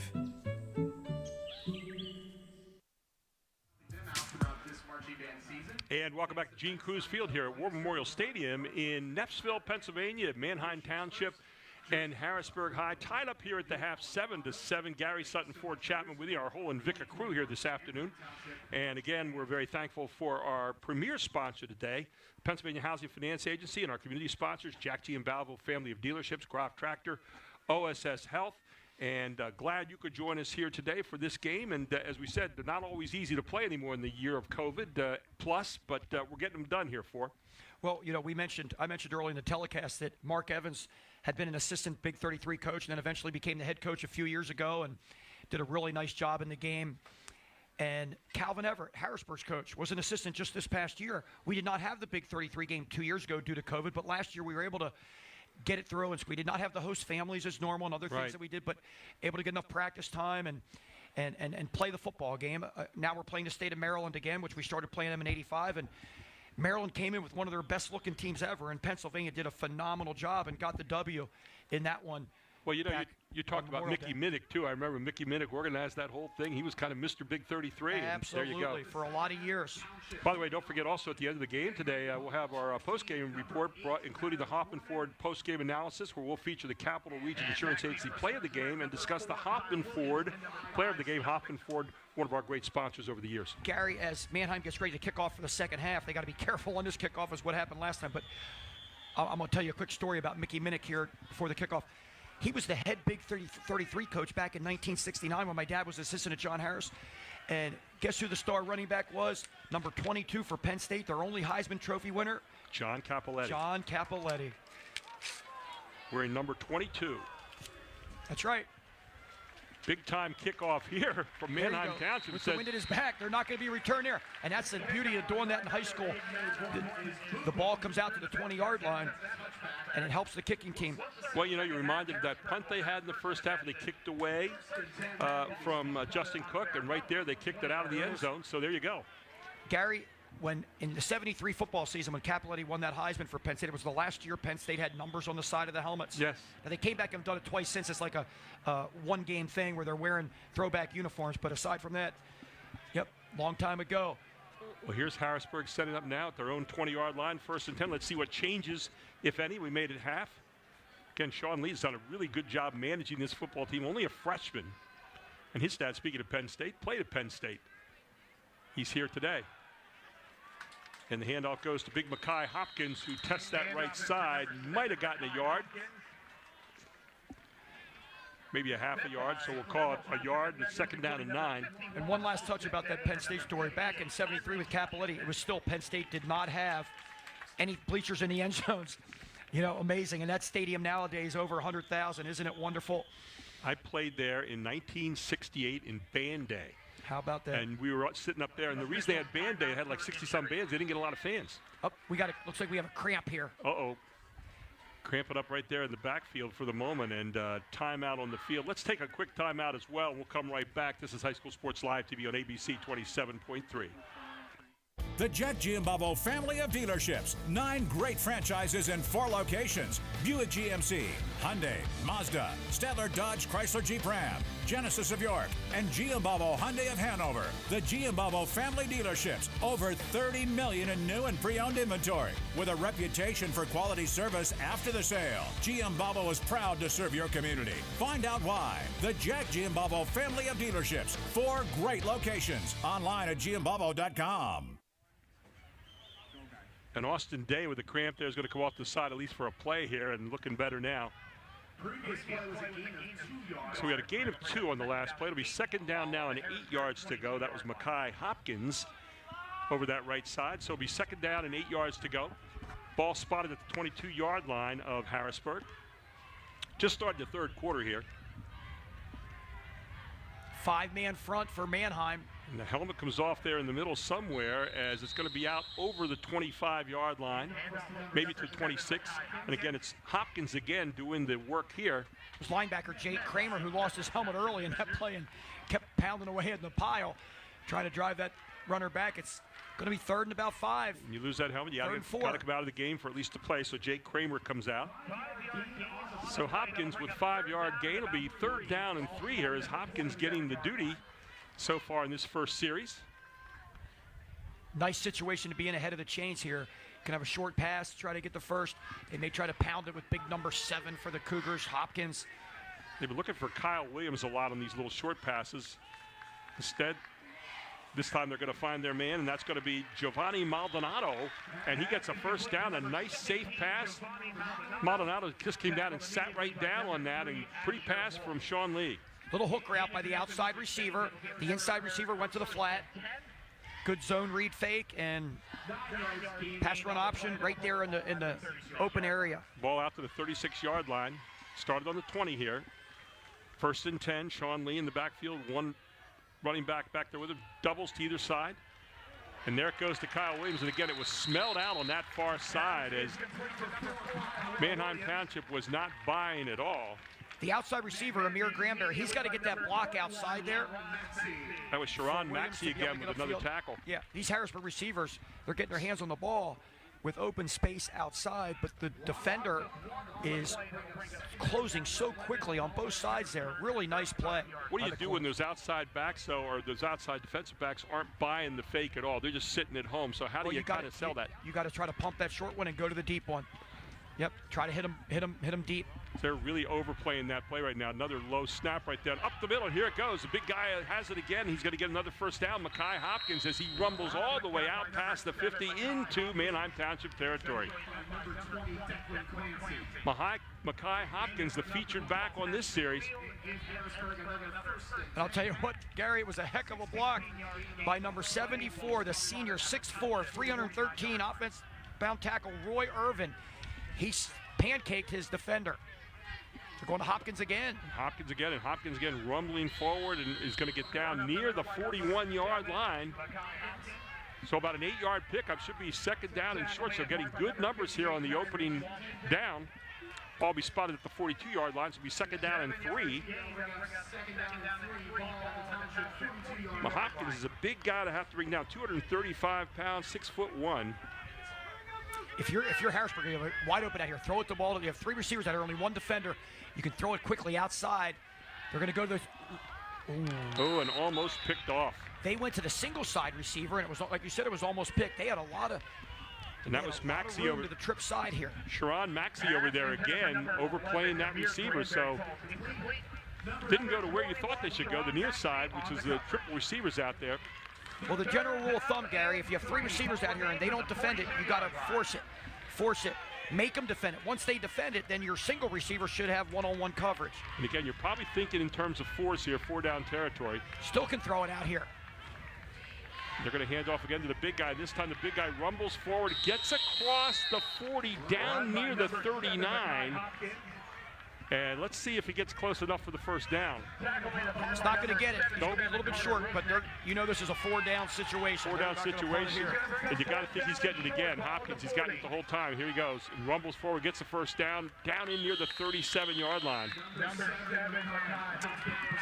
Mekhi Hopkins doing yeoman duty here so far in this series. Now he's going to come out of the game for a play. And they're going to bring in big number 17. And that's Giovanni Maldonado. And, of course, you got Williams back there as well. Kyle Williams, who's always dangerous. Kyle Williams leads his team in all-purpose yards. I can't believe I'm surprised they're not just firing the ball out here to this trip until, man, here it is. Here it comes. There's Williams. It should be a big play. There's Williams. He's going to get loose, and Williams down inside the 30. Holding on the outside receiver. Down to the Looks 10. like number 5, by the way. Finally brought down near the 10-yard line. Coming back. Justin Cook, an outside receiver. All he has to do is get in the way and shield it. He grabbed a hold of the jersey. Again, the penalties have been so huge. That's a 7th penalty now against Harrisburg. If we see a replay of it here, you see maybe we get the holding, but surprised Manheim isn't putting another defender out there closer to the ball. Here you see it, quick throw. Right to the... Look at that. Yeah, he couldn't really tell of the grabbing of the jersey. But as you said, you get these Harrisburg guys the quickness in that open space, and man, they are off and running. So the ball comes all the way back to the 43. They're going to line up in a similar formation, just since the ball's on the right hash. They're going to line up with the 3 receivers to the left. You need to get to the 27-yard line. So it's first down and 16. Ball at the 43. Probably go back to the running game here, I would think. Nope. Just throw it out until they stop it. It's wide open again. And there you got dangerous Justin Cook, who has the only touchdown in the game for Harrisburg with that 90-yard punt return, 90-yard kickoff return. And a lot of people might say, Gary, why don't you get more guys out there? Well, they're having a tough time stopping the running game with the one back, so you get more guys out of the box, and he may break it from inside. It's a tough one. So they have you pick your poison a little bit, inside and outside. So it's going to be 2nd down now and 5 yards to go. 11-yard pickup on that play, so a nice chunk of yardage you got back from the penalty. Now maybe you come back the inside to Hopkins again. They're running to Hopkins here. Oh, they're going to come out again and try it. And this time he overthrows. That was a lateral. That was a lateral. Yeah. So it's going to be a backward pass. They're going to lose 6 yards. 5, maybe 5 yards. It looks like we're going to roll that. Gary, at the Cumberland Valley Springford game last night, early in the game, Cumberland Valley quarterback did the same thing to a running back, and the ball just laid there, was sitting there for 5 seconds. The ref didn't blow any whistle. Nobody picked it up for Springford. They could have run in for a touchdown. And a Cumberland Valley lineman heads up, bounced, jumped on the ball. Wow. Yes, very interesting. This was a lateral as well. What we mean by a lateral, for people who know, it's known as a backward pass. Yep. It's a live ball. So you're back to the original. You're 3rd down and 10 now at the 42-yard line. They need to get to the 27. Delay. Now you got to delay a game here, so walk it back 5 more. So it's at the 37. Now you're going to walk it back to the 42. Somebody in this huddle, Gary, has to say, hey, settle down. Yeah. The quarterback's a freshman. Maybe Lee won't say it, but somebody's going to say, easy. Now, they're going without a huddle right now, so you can't, but you just got to calm everybody down here. So Williams in the backfield this time with Lee. There goes Williams in motion, and there goes Lee. He's going to keep it himself. Safe play here. Dives down inside the 40, back to about the 38. You got a little extracurricular activity on the far side, and the flag's going to be thrown. Let's see who it's on. 11 verse 35. That was Granberry. 11 verse 30-something. Can't tell with his jersey. They're fixing his jersey there. But it might be offsetting. Both guys were going at it with one another. Yep, both ways. Yep. I think I was watching the whole thing. I think that's a good call. Yeah, they're both just a lot of hand hitting after the play. That's right. Now, you can't get another one. If you're one of those 2 players, you get another one, you get kicked out of this game, and you got to sit out the next week. So, well, it was Heckman over there that they're talking to right now, who's played a heck of a game so far. That was a dead ball. That was a dead ball, so it's going to be 4th down and 11. And if you're Harrisburg, they're going to punt it away. Yeah. The guy that does the punting here is Mekhi Hopkins. And this isn't a bad place for him to punt either, because he doesn't have big range, but he doesn't need big range here in this particular part of the field. Just need to make sure you handle it cleanly. Very good point. Yep, handle cleanly, get the ball down the field, and get the positive field position. We didn't get that one off very well, and now, but it's going to end up, bounce for him. And as we said, he didn't have to kick it very far. He's down to the 11-yard line. So not a good kick, but good result. We'll take a break. We'll come right back. This is High School Sports Live TV on ABC 27.3. Today's Advanced Hoops tip will feature Archie Smith, our speed and agility expert. The block jumping drill is meant to develop the fast twitch jumping muscles in a young player's legs. This drill forces a player to jump constantly and should be fast-paced while clearing the block every time. Players will develop explosive jumping skills doing this, and it trains a player's body to jump quicker and have the endurance needed to jump in game situations. The block jumping drill is one fundamental a player will learn in my class. And Hayden Johnson with a quick pass to the outside to Ivy. Seems like they haven't had the football forever since the first half. It's the first time they've touched in the second half. So Harrisburg held the ball for a long time there. Half of the third quarter. And that's what they want to do, keep the ball out of the hands of Hayden Johnson. And Harrisburg sort of defeated themselves there when they got near the red zone. But give credit to Manheim Township defense, bending but not breaking, getting the ball back here, still tied at 7. Heck of a football game. 2 receivers near side. 1 man in the backfield with Johnson, 1 receiver far side. Johnson handoff in the middle.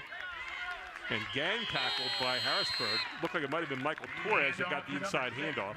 Let's see how the sophomore signal caller for the Blue Streaks handles this 3rd and long situation. What looks to be a passing down. Harrisburg knows it. Can he take advantage of it? First half, Manheim has been good at running a flood route to the trips, meaning like one guy goes deep, 2 other guys go to the outside, and you pick one or the other for whoever's open in the zone defense of Harrisburg. And it's been a nice pass and catch in the first half. They're going to go to a quad set here. Ball at the 15-yard line, 3rd down and 7 now. Let's see what they have. This is the play that they hit number 5 right down the middle for a touchdown that got called back. Hit him in that cross pattern before. There's your flood route. And he just wasn't set that time. Ivy was not ready to get the pass, and Harrisburg had him covered pretty well there, but he still had an opening. Yes, there was pressure on the quarterback that he'd have time to pass and throw. So the bad kick a few minutes ago here by Mekhi Hopkins ends up being pretty good. They pin them back, and it's 4th and 7. You're going to get pretty good field position here, probably. Absolutely. Interested to see here what the punter, Matt O'Gorman, does. If he keeps it to the sideline like he did last time, or if he's got some foot. Kicked it away last time. And, of course, the only score in the game so far for Harrisburg has been Justin Cook returning the kickoff 90 yards. And back he is again, waiting for the punt. Here we go. 44 yards deep. He's expecting this punt to go a long way. High kick. You can pick that up if you're Harrisburg. That's called first touching. You have nothing to lose there. They're not going to, but anytime the punt team touches the ball and doesn't down it, the return man has nothing to lose. He can go in there and scoop it up. He could fumble. He's okay. So the ball's going to go all the way back to where it was first touched by Manheim, back at the 47-yard line. So Harrisburg's going to get pretty good field position here to start out. The best field position they've had in starting this game at the Harrisburg 47-yard line, and they set up 1st down and 10 there. 4:35 to go here in the 3rd quarter. We're coming to you live from Gene Cruz Stadium here. Gary, football can be such an easy game at times. It can be very complicated. Right now, if I'm Harrisburg, I'm thinking 1 of 2 things. Get to our trip set and get the ball outside to one of those 3 receivers and block in front of them. Don't hold, though, and you're going to get in the red zone. Or run the big man, number 7. Mix those 2 up. Well, Hopkins got the call the last time for most of the downs. Let's see what happens here. Sean Lee, a quarterback, hands off to Hopkins. Hopkins dances over the left side, rumbles his way inside the 45 down near the 43-yard line. I'll tell you, when the big man falls, he always falls forward. He gets 2 yards just to the fall for. Yeah, he got 3. He got 3. Good point. He got 3 total there. So 3 tough yards. 2nd down and 7. Still, don't be afraid to run. Natron means again here.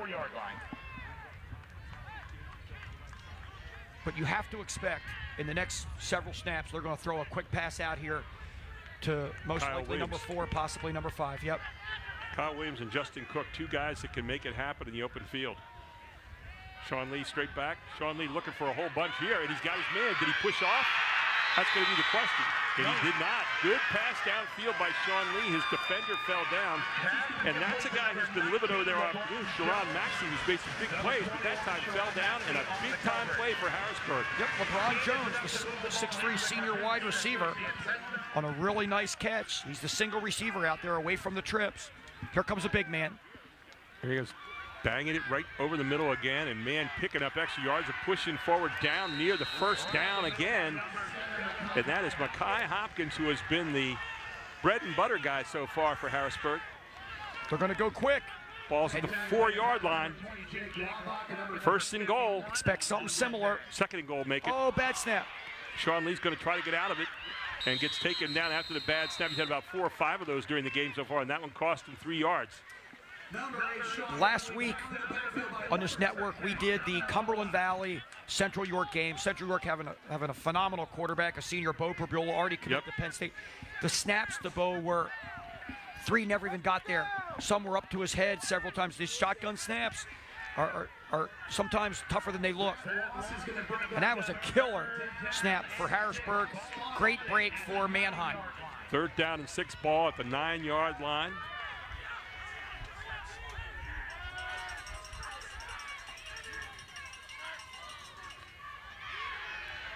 And there you gets out to Williams. Williams off and running. Williams inside the 10, down near the goal line. It looks like he's got a touchdown.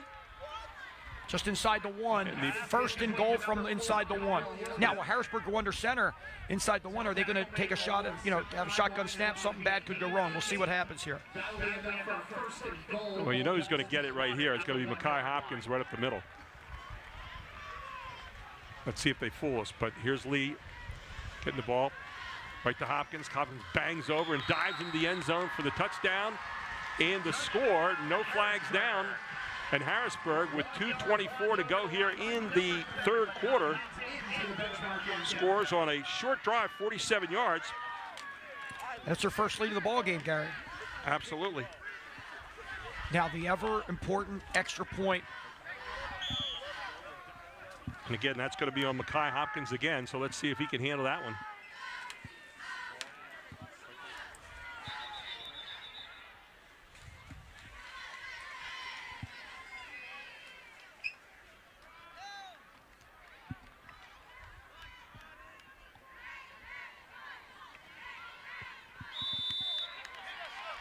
It might not have been pretty, but it was a shot right through the uprights, and so Mekhi Hopkins adds on that all-important extra point. 14-7 with 2:24 to go in the 3rd. We take a timeout. We'll be right back. This is High School Sports Live TV on ABC 27.3.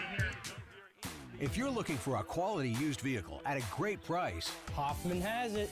Hoffman Ford has the best pre-owned inventory, not to mention the best hometown buying experience in all of Harrisburg. With our market-driven pricing, you can be sure you're always getting the best deal. Plus, we'll give you top dollar for your trade. And you know who's got Harrisburg's best deals? Hoffman has it. Hoffman Ford, Colonial Park. Hoffman Ford, just what you're looking for. Hoffman has it. Welcome back. First lead of the game now for Harrisburg High as they've trailed 7-0 and tied up 7-7. Now they get a lead here with 2:24 to go on the 1-yard plunge by Mekhi Hopkins, who's been really doing some good work out of that running back spot, and then adding the extra point. So Harrisburg up 14-7, a 47-yard drive. Fort Chapman doing it on the ground, keeping that offense off the field for Manheim Township as well. Yes, they have. And unfortunately for the Blue Streaks, they got the ball deep in their own territory after that punt down to the 11 or 12-yard line, and they weren't able to move the chains. They really got to focus, I really believe, on stringing a few first downs together and getting some possession here and getting some confidence offensively again. There again, a little bit of a ugly-looking kicky game, but taken by the up man there. That's going to be Asher Wolf, and they'll take the ball again. Good field position here to start out.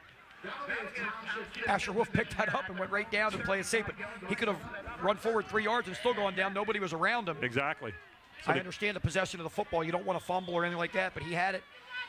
Maybe a little too cautious there. 35-yard line, first down and 10. 2:21 to go here in the 3rd quarter. As you said, Manheim Township looking to get something going here.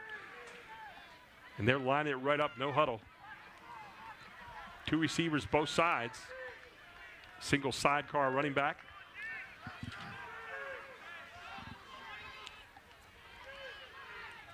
Now they send the three on the near side. Hayden Johnson looking downfield, and again, a little bit high. Was trying to find his favorite target, Anthony Ivy, just threw it a little bit high that time. Looked like some decent pressure there in the backfield too. Darn right. For Hayden Johnson, he's listed at 6 foot. From, you know, here we're up in the press box, and it's tough to see. He looks to be 5'10". Yeah. It's interesting also, he's got a little bit of a sidearm motion. You watch him. And sometimes, my point for that is sometimes, you know, you got to find lanes to throw, like Doug Flutie had to for Boston. You got to find some lanes with those defenders putting it. Here's a little sweep side action. Nick Good with the handoff that time, and nothing to do it. Again, you mentioned about going laterally earlier for. You go laterally against Harrisburg, you're probably not going to find a whole lot of running room. And they pursued very well. They pursued very well there. They had 5 to 6 guys on the pile driving it back, and they picked up a yard. Manheim did. So big 3rd and 9 here. Gain of 1, 3rd and 9. This is where Harrisburg likes to be ball hawkers. A few years ago when they went to the state championship and lost to St. Joe's Prep, they had like 14 interception returns for touchdowns on the season, including one in the state title game. Two receivers both sides here.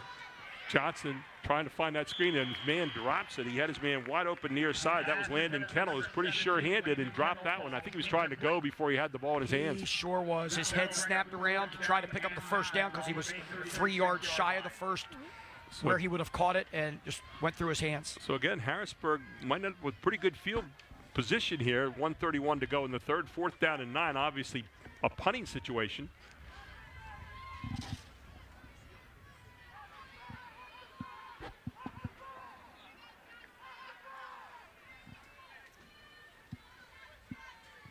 Harrisburg not rushing the punter at all. And there's Williams. Williams back in a good bounce. See if Williams can get away from him. Williams does get away from the one tackler. Let's see, coming back to the near side, it's going to be caught all the way back, just about the 12-yard line, it looks like. So a big bounce that time for Manheim Township goes in their direction, and Harrisburg with some pretty ugly field position here to start out this series. And there's an example when you have so many teams now put one punt returner back to make sure they cover everything up front in case there's a fake or whatever. But what happens is it's tough sometimes for that one return man, Gary, to field the football. And if he doesn't field the ball, you get a nice roll like that. There you go. So the ball's on the 13-yard line. 1st and 10 here for Harrisburg.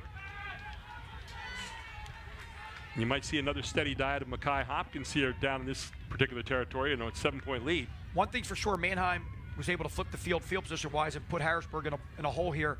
If their defense can come up big, they're going to get great field position to try to tie this football game. There's Mackay Hopkins again, just plowing and getting caught at the line of scrimmage this time. Might have gotten a yard. Might have gotten a yard, if that. Austin Day and Jason Walbach in there on the tackle that time for Manheim Township. I think most of Neffsville was in on that tackle. So 2nd down now, and call it 8. Ball spotted out at the 14-yard line.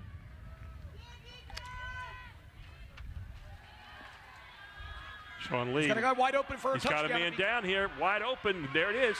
He does a great job of stutter stepping, does Giovanni Maldonado, and Maldonado with another big play here and another great play by Sean Lee. All that Harrisburg did to the 2 receiver side was run the outside guy deep. He ended up catching the ball. Granberry and the inside receiver, that was 17. Maldonado. The inside receiver went down about 8 yards into the sideline. Maldonado with good presence of mind, too, to let the defender come by. And watch this again. He's wide open. Lee gets it down to him. He has to come back a little bit to pick it off, and then lets the defender go by and gets more yardage. Here's Sean Lee again, now out to Williams on that little flat pass. And Williams finally finding some room to run. He's going to pick up near the 40-yard line. Looks like a gain of about 6 on the play. Should be 2nd down and 4 as he's into Manheim Township territory again.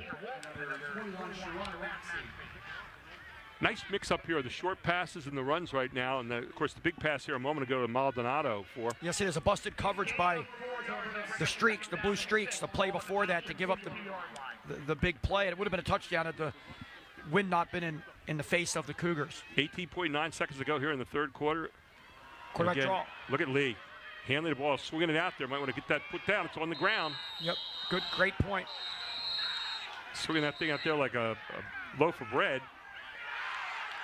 Oh, that's going to be on the Blue Streaks right there. Both guys going at it, and then one last lost his composure a little bit. Well, it looked like the ball was down, so it doesn't appear to be a fumble. No, it's going to be a dead ball foul. It's going to be Connor Malott, it looks like, on the 15-yard unsportsmanlike. It's going to put the ball down around the 25-yard line, 27-yard line for, 25-yard line for Harrisburg in the red zone now. Maybe the 24. Man, Harrisburg, big beneficiary here.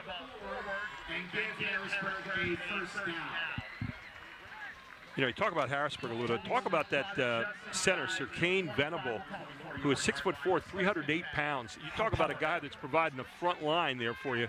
Yep, they got a good crew up there, good point there. You know, in that situation, both guys were going out a little bit after the play, and then the Manheim player just went one extra, and the ref was looking at that point, and he just went a little too far.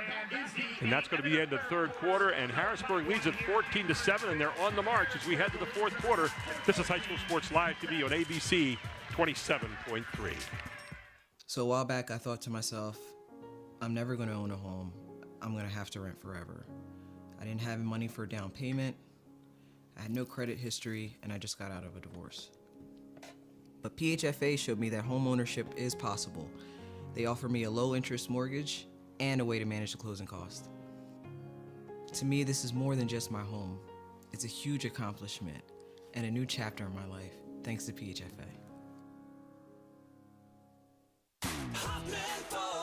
Just what you're looking for, Hoffman has it. Hoffman Ford makes it easy to find the new or used Ford you're looking for. Search hundreds of new and used vehicles right at your fingertips. You can even get pre-approved by applying online. Plus, chat live or text a real person to answer any questions you have. Start your shopping at HoffmanFord.com. We make it easy. Hoffman Ford, just what you're looking for, Hoffman has it. And we head to the fourth quarter, and don't forget we have at the end of the game the post-game report, including the Hoffman Ford post-game analysis, where we'll feature the Capital Region Insurance Agency play of the game and discuss the Hoffman Ford player of the game. And, man, I don't know who I'd pick right now. Ford, do you have anybody in mind at the moment? A little bit too early, even though we have one quarter to go. I'm going to have to think about that one, Gary. Got some heroes that still could be emerging out there as we head to the fourth quarter, but Harrisburg up 14-7 with the ball on the 24-yard line of Manheim Township. Big moment in this game. Sean Lee. Williams. There's Williams diving down near the 25-yard line. And I'm not sure he got back to the line of scrimmage.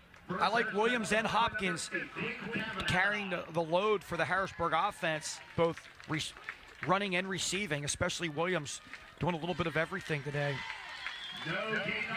So no gain, and he did not get back any yardage there. So 24-yard line, second down, and 10 yards to go. Williams in there right now as a single back. 3 trips. Up, we got legal procedure, right guard. And again, those penalties have been huge for Harrisburg this afternoon. So false start, we'll bring it back 5 yards. Bring it back to the 29-yard line where it's going to be second down and 15 yards to go. And Gary, if you're Manheim right now, you got to think, we can't let any points on the board, even a field goal. And they won't get a field goal unless they get around the 10-yard line. Right. So we got to keep them, can't let them get 20 yards here. Yeah, this is the key possession right here. You get up 2 scores and run out of time, you're right. Makes it very difficult. And Harrisburg's defense has been tough. So Lee. Screen. And there it comes. Got the screen play to Williams. Williams in some open space right here, and Williams can be dangerous and bangs it down inside the 20, all the way down near the 16-yard line, 17-yard line. They got a chunk of that yardage back. And then another late flag coming in.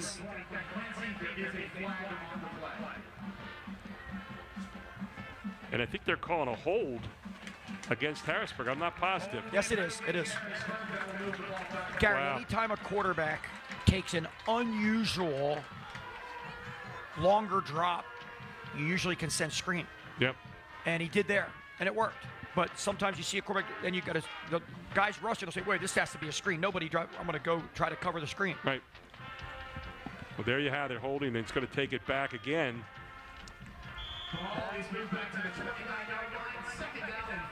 So 2nd down and 15 now from the spot of the infraction. So the ball back here at the what looked like a huge gain is now nullified again with the penalty. 10:38 to go in this ball game. 2nd down, 15 yards to go.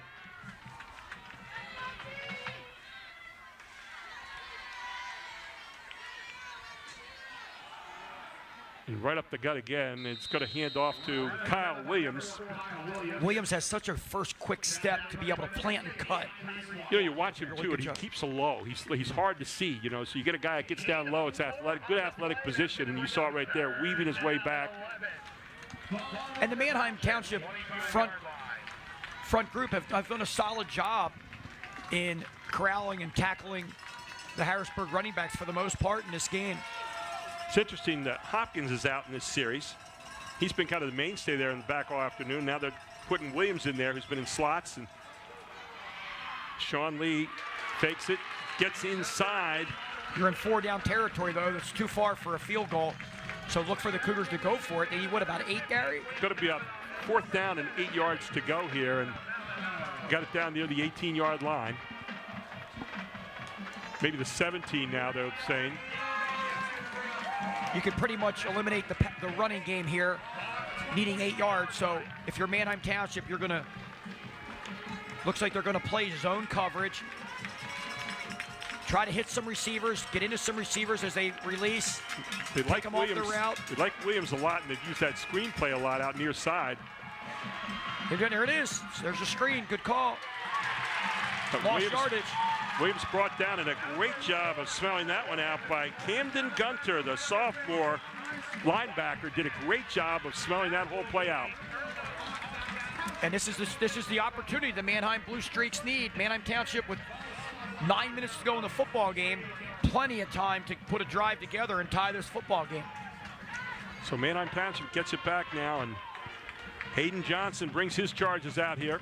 And they set up right away. 2 receivers both sides. 1 man in the backfield with him. Ivy's been his favorite target all afternoon, number 5. Flare route by the running back. This time they use Isaiah Jones, and they try to go laterally, and as you said all afternoon you're not going to go laterally very well on Harrisburg. No, and what they tried to do, that was a flare screen, so they're going to block downfield with the 2 receivers. They knew they were going to throw the flare. And it's caught behind the line of scrimmage so the receivers can block downfield, but Harrisburg got off the blocks and actually got them for a yard loss. So important, I think, too, and you know, you've done this, is teach players to read different kinds of situations. You don't want to get too complicated, but what are you reading right there? Sure, that's the big thing. Now there are 3 receivers into the boundary, meaning into the short side of field. A lot of coaches do that. They want to come up to the single receiver side, see what they do here. There's a handoff. Nice job of tripping up there in the backfield. Good play. It was Amir Granberry diving in there out of the defensive back spot that time. They were trying to get an opening there with the quick hitter, with the 1 back. Harrisburg's defense has been really solid here the second half. 7:55 to go in this one. Another yard loss. 3rd and 12. You need to move the chains here, or at least get the ball within a yard of moving the chains and gamble, go for it on 4th. So you got to get at least 11 yards here. Ball back at the 26-yard line, so it's 3rd and 12 right now.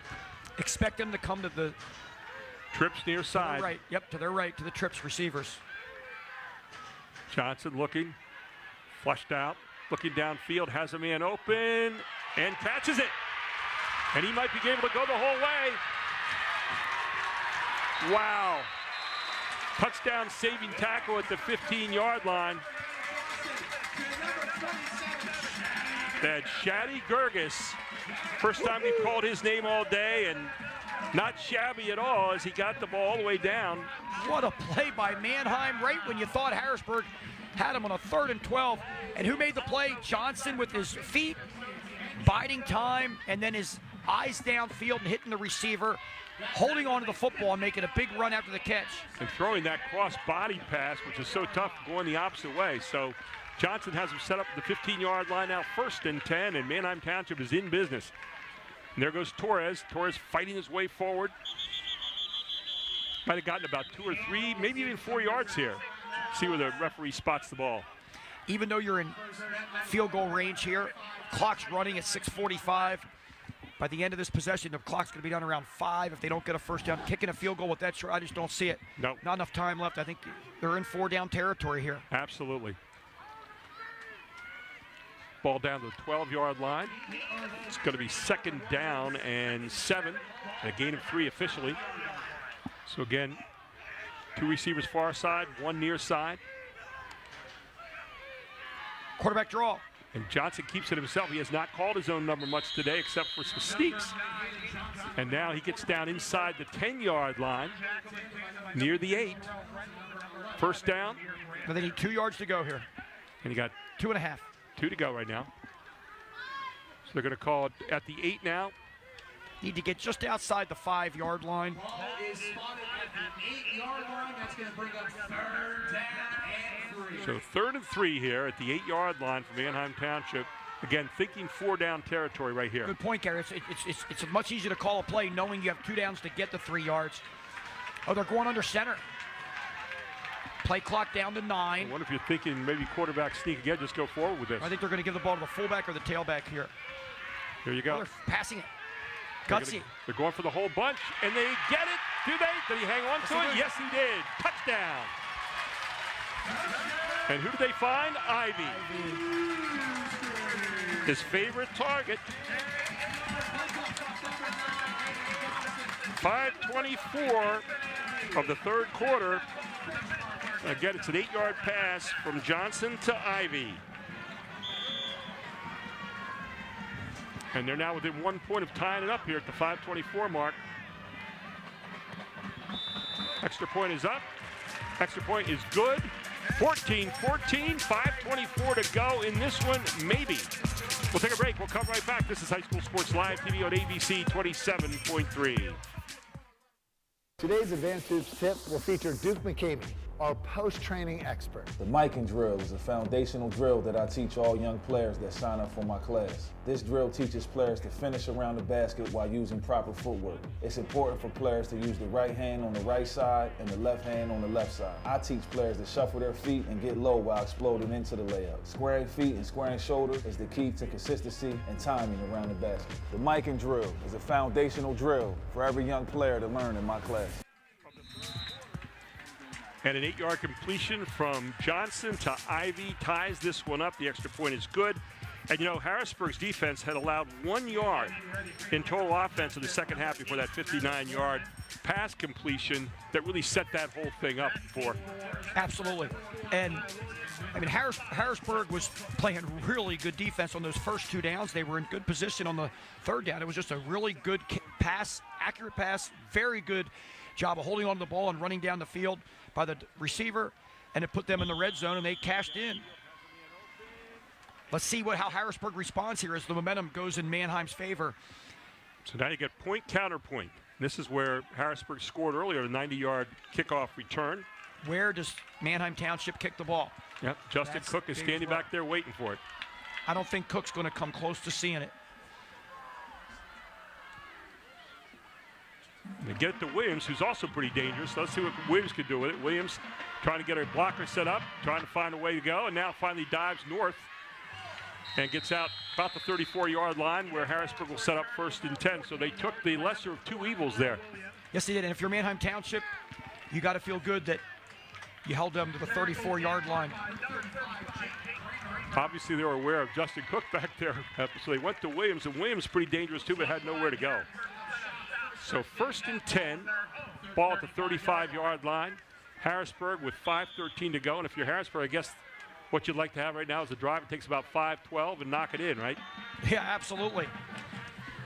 And Harrisburg, once again, they got to get, if it's a field goal, it has to be, my guess is around the 10, 12, 15-yard line, no further out. Trips near side, single receiver far side. Hopkins back in there in the backfield, and Hopkins bangs forward and gets over the 40-yard line. Still going. And just took a whole bunch of players. You could find where Hopkins was because all the bodies were hanging on to him. What a run. Jeez. And that's what you want right now if you're Harrisburg. That is Ron Dane-like. Exactly right. Old Wisconsin days, right? Uh-huh. So Hopkins back in there, and man, what a difference he makes. He just goes one direction, straight forward. Ball out at the 49-yard line, 1st and 10. Who else do you give it to again? Hopkins. And again, look at this. He bangs forward down to about the 47, maybe the 46-yard line of Manheim Township.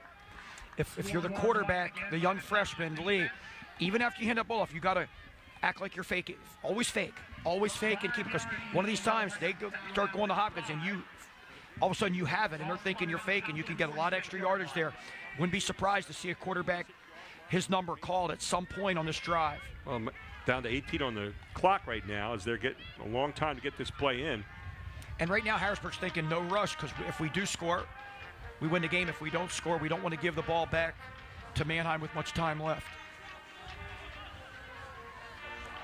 Looking all the way downfield and Williams has got it. Great pass again. It was a little underthrown. Williams came back and picked it off. But what a catch by Williams, and again, big-time plays here this quarter. Asher Wolf, the defensive back, allowed the offensive receiver, Williams in this case, to get behind him. You've got to keep a cushion on a play like that and play the ball. Instead, his back was to the ball, and now you come back to Hopkins again, and man, everybody's ready for him.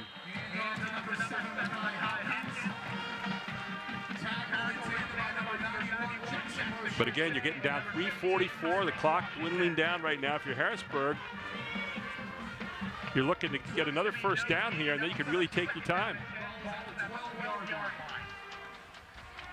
You got a field goal chance here, but I wouldn't count on it. Down to the 12-yard line, 2nd down. 2nd down and 10. No gain on the play.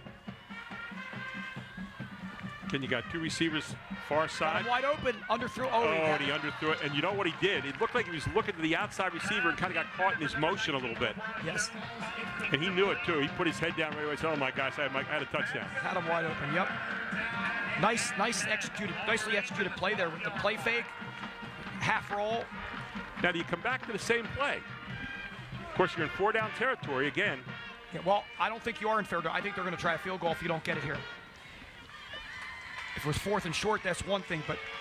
So maybe you just give it to the guy who'll be kicking the field goal. Hopkins, just let him run for as far as he can right now. Oh, he's going to get hit again.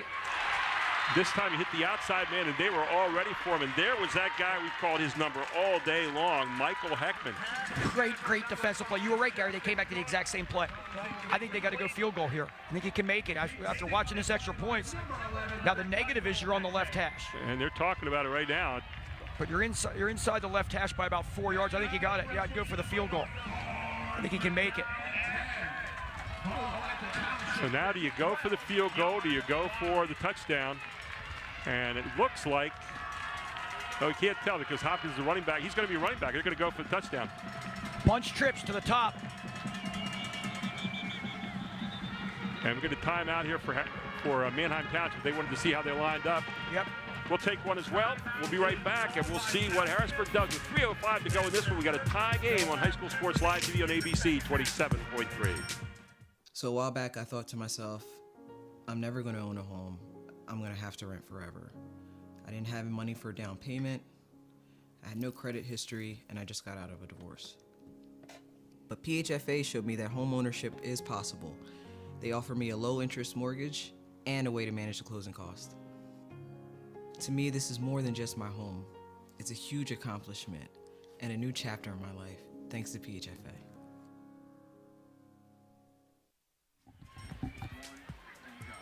And welcome back, and the play of the game coming up right here at 3:05, 4th down. And Harrisburg got a swirling wind out there.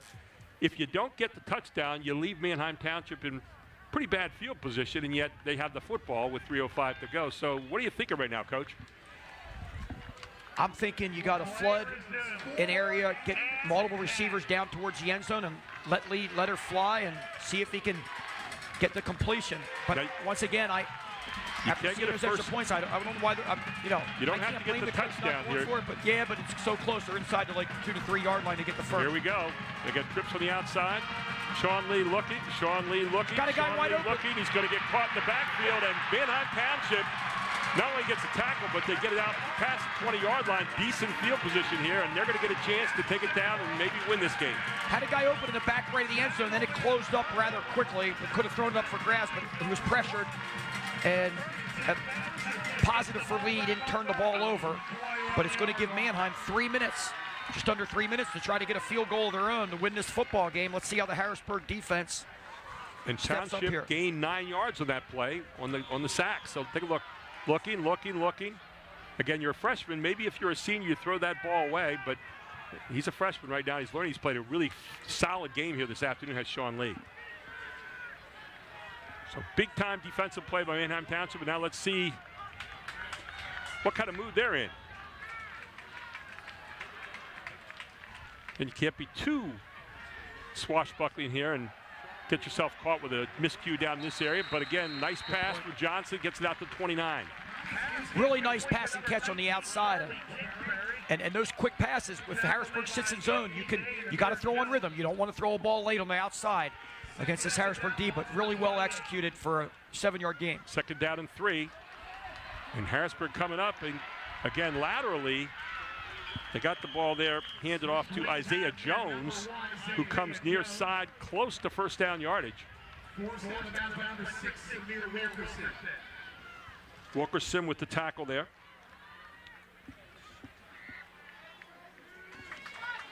But it's going to move the chains, and it's first down for Manheim Township. So the march has started with 2:27 to go as he was able to get out of bounds. Plenty of time for Manheim Township to get in the red zone and set up a field goal. Here's Johnson. 2 receivers near side, 1 man in motion, 1 receiver far side. Johnson hands off to Torres. Torres bottled up right at the line of scrimmage and might even lost a half a yard. Nowhere to go there. No, and that keeps the clock moving. A little surprised at that call. So was I, but sometimes you can get a quick hitter, but now you're chewing a ton of clock. Yep. Manheim still with 2 timeouts to go. Harrisburg has all 3. 2nd and 10. 2 receivers, both sides. 1 man in the backfield with Johnson. Johnson throws it out near side, trying to get by laterally, and Harrisburg stiffs it out pretty well as he gets out, though, all the way down to the 40. He picks up a very quick 8 yards. But you need 2 now, so what do you do if you're, as the clock moves under 140, what do you do if you're Mark Evans? Do you try to get the first by running the football, but you haven't had a lot of success running the ball? It's going to be very interesting. And if you don't get it, Harrisburg, look for them to maybe call a timeout to stop the clock to try to get the ball back. One of the problems there, you got the quick out, got 8 yards, but it also cost you a lot of clock. You didn't get out of bounds. So 3rd down now, 2 yards to go. And you get a stop here if you're Harrisburg. They're took care of that. There's a first down. Uncovered receiver. Really well done by Manheim Township. The 3rd guy in trips did not have a defender over him. Quarterback got the ball. Recognize it, threw it right away. Into Harrisburg territory, and now they're going to rush up to the line here. 108, 107, clock ticking. And there you get your man on the far side again. Timeout. If you're Mark Evans, I'm getting a timeout to try to stop this at 56 seconds. Either that or just burn a pass to the ground here. That was Landon Kettle with that catch. Nice job by Manheim here. Pickup of 8. 2nd down 2. Another quick pass. Looks like you got first down yardage to Ivy. Ivy's going to get out of bounds. You saw that. You got to be so careful on those quick outs because the defender was right there.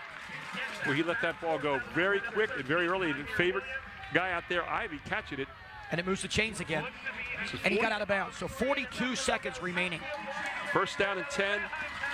Ball at the 35-yard line. You got to get down to about, I'm going to say the 25 would make it a 42-yarder.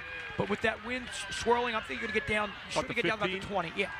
It's anywhere around the 20 or inside to have a legitimate, decent shot there. Here you have Cripps near side. Ivy by himself, far side. They like Ivy one-on-one. There he is. Throws it up in the air. Let Ivy go get it. And it's picked off by Harrisburg. That ball hung up there, and it was picked off by Justin Cook, the hero for the moment for Harrisburg, and he got hurt coming down. He couldn't catch himself coming down. I think he's okay. Just got breath knocked down a little bit. Great play by the defender there, Harrisburg. Looks like we're going to get some overtime, but you know what? I think the wind held that ball up because the wind's coming from across the field at an angle right into the face, the teeth of that football. You could see it. Yep. And I can't blame them for going for the home run to Ivy and throwing it up, and it just didn't work out that time. And Harrisburg, fortunately for them, with 35 seconds, has to be careful. I think you just want to take a knee if you're Harrisburg. Kyle Williams. So much bad can happen inside your own 10-yard line. Kyle Williams and Justin Cook were playing that play the whole way. They had it scoped out, and they were pretty sure Ivy was getting the ball. Good point. Yes, they did. So you threw it right in the teeth of the two best defenders to your best receiver and hoped he'd go up and take care of the athletic move he needed to make. Now, a bad snap could be horrific here, and you're not going under center. Nope. So Harrisburg's going to get a timeout. Calvin Edwards going to talk to the squad here. He might go under center here just to get this clock run out here. They're missing a player. They only have 10 on the field. The other thing, going under center, Gary, it sounds so easy, but teams nowadays practice so little, most teams, from under center, that when you go under center, now you are risking a snap that could be mishandled so the worse than even in shotgun. The shotgun is the easier play then. Yeah, but out of shotgun, you're standing at your goal line right now. That's the scary part. Don't forget, coming up at the end of the game is our post-game report, including the Hoffman Ford post-game analysis, where we'll feature the Capital Region Insurance Agency play of the game and the Hoffman Ford player of the game. Former Steel High Steamroller, Lloyd Hill. Big Lloyd Hill was a basketball player, lineman for the Steel High Rollers, won a state title in football and basketball, as did his cousin. And they both, his cousin Jordan Hill is now the head coach at Trinity. Yep. And Lloyd does a great job with these linemen here at Harrisburg. Well, let's take a look here. Make sure you get the snap. He's got it. Hands off to the big guy. And he keeps on going. Great job of handing up Mekhi Hopkins, who has to be in the running for our player of the game today. Sure does. And he plays good defense, too. He's on that field a lot. And the other guy, too, you have to be talking about today as far as a player of the game possibility would be Justin Cook, who made the big interception down here and also the 90-yard touchdown return. Yes, sir. And then you look at Manheim's side. Ivy, I mean, guys, he's done a heck of a job. The quarterback's done a, Johnson's done a really good, solid job as a sophomore. Yes. And how about Michael Heckman all afternoon also defensively? Who's also caught a few passes along the way. Yes, he has. Heckman, we have a, if this game ends in a tie, which prior to 1996 it would, we would probably have co-players of the game, one on each team. But obviously, as everybody knows, we're going to get overtime if this game does not end here. Harrisburg used a timeout. They're going to try to maybe get some, but they're only at their 25-yard line. I'll try to break one big play here. You never know. They've got the players to do it. There's Williams. And Williams just pushes forward over the 30, down to about the 31. Timeout again, Harrisburg. Oh, stopping it with the flag here. Something in the backfield for Harrisburg, maybe an illegal motion. Let's take a look here. See what they've got. Oh, okay. I know what happened. The guy was running off the field for Manheim. I thought they didn't call it, but one of the officials said he wasn't off the whole way, so it's a legal substitution. So that adds a few more yards on here. But he pointed at Manheim. Well, they pointed at, and now they're taking it back against Harrisburg. So Harrisburg apparently, and Harrisburg has the penalty against them. Or do they? No, the officials are confused. It's against Manheim. Yeah. Manheim was the guy that got off the field a little bit late. It looked like he was close enough to the sidelines they weren't going to call it. So now, and by the way, that's a 15-yarder because you're supposed to call that before the play. It's 5 yards. If you call it during the play, it's 15. Well, now do you take a little bit more of a chance here? Absolutely, but the clock's going to run. So Harrisburg needs to call a timeout here or get them ready. 17.5 seconds. The guy they have liked a lot on these plays has been Giovanni Maldonado throughout the game today. The clock's going to start. And Harrisburg's up at the line. They're ready to go. So a chance here, maybe winding it. Here we go. So now maybe you throw the ball downfield. You look to get and throw it as far as you can. You don't Don't hesitate. There it is. And he throws it out of bounds, but time for one more play. I know this is probably a silly question for. Do you have a hook and ladder in high school? You may have something like that, but you do have to be careful that it doesn't go backfire against you and get a turnover and they pick it up and run it back. Because any kind of hook and ladder, if there is a miscue, you only really have your offensive lineman and your quarterback to make a play. Well, 6.3 seconds to go here. And Manheim's sitting back looking for something big. They have and I guess the 7 main players. thing you're saying right here is everything's in front of us. Yep. Well, let's see what they call here. And he's just going to take the knee, and they're going to go to overtime as Harrisburg. So there it is. It runs it down. And we are heading to overtime, 14-14 here at MANHEIM Township. We're going to play a little extra football here this afternoon. We'll take a break. We'll come back. This is High School Sports Live TV on ABC 27.3.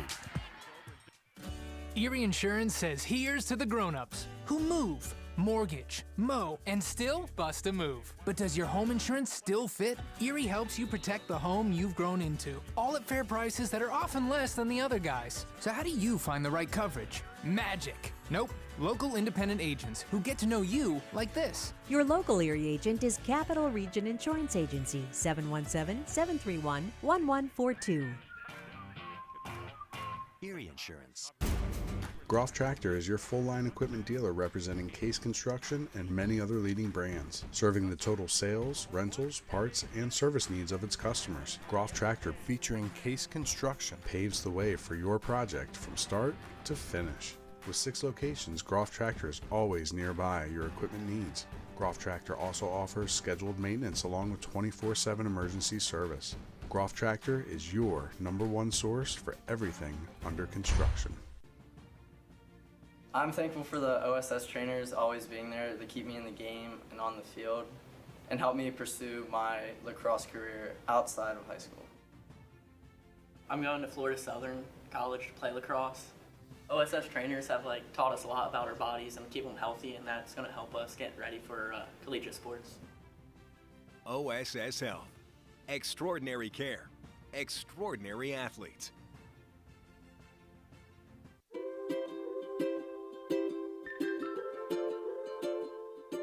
All across Pennsylvania, families are living their lives in their own homes. Not long ago, none of these families believed it possible. And then they discovered there was someone who could help. What was once only a dream is now a reality. Welcome home.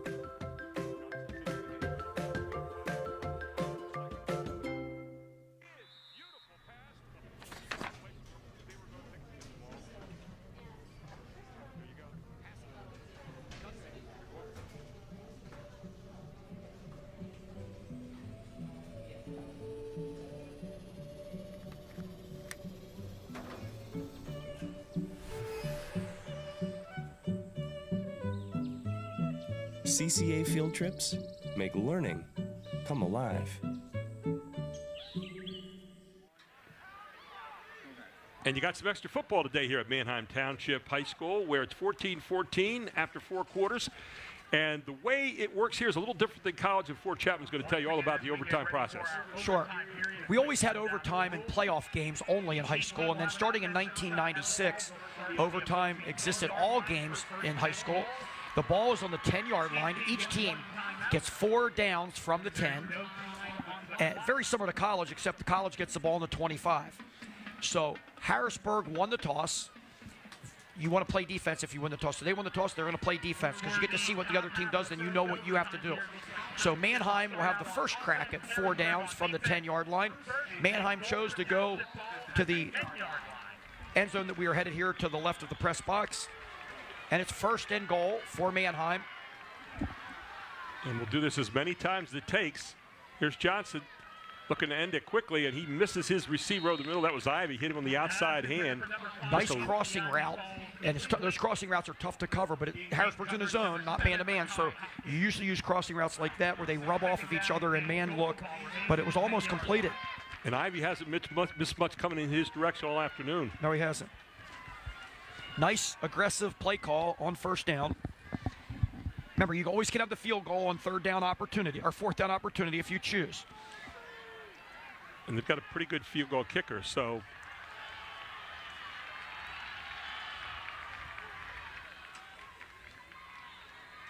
Johnson throwing again across the middle, nobody home. He got bumped up defense. You know, you got to try to stay clear of the bump up and get into your route. The ball was thrown so quickly, just never had the chance to materialize on that quick slant for the inside receiver. So important right now not to let your emotion kind of get ahead of you here a little bit and kind of stay calm. Johnson's done a pretty good job of that all day long. He's been very impressive. So Isaiah Jones brings the play in for Johnson from Coach Evans. And they're sending out receivers all over the place. Isaiah Jones, the only one in the backfield with Johnson. Now they call timeout. They're going to get that play reset. Each team gets one timeout for the overtime, and nice call by Coach Evans on third down here to try to dial something up to get these 10 yards. Let's talk a little bit about your mentality here in the overtime and how you look at this kind of thing. Okay. What's Coach Evans thinking right now as he starts to figure out a play that he wants to call and relay it to his team as he's in the huddle?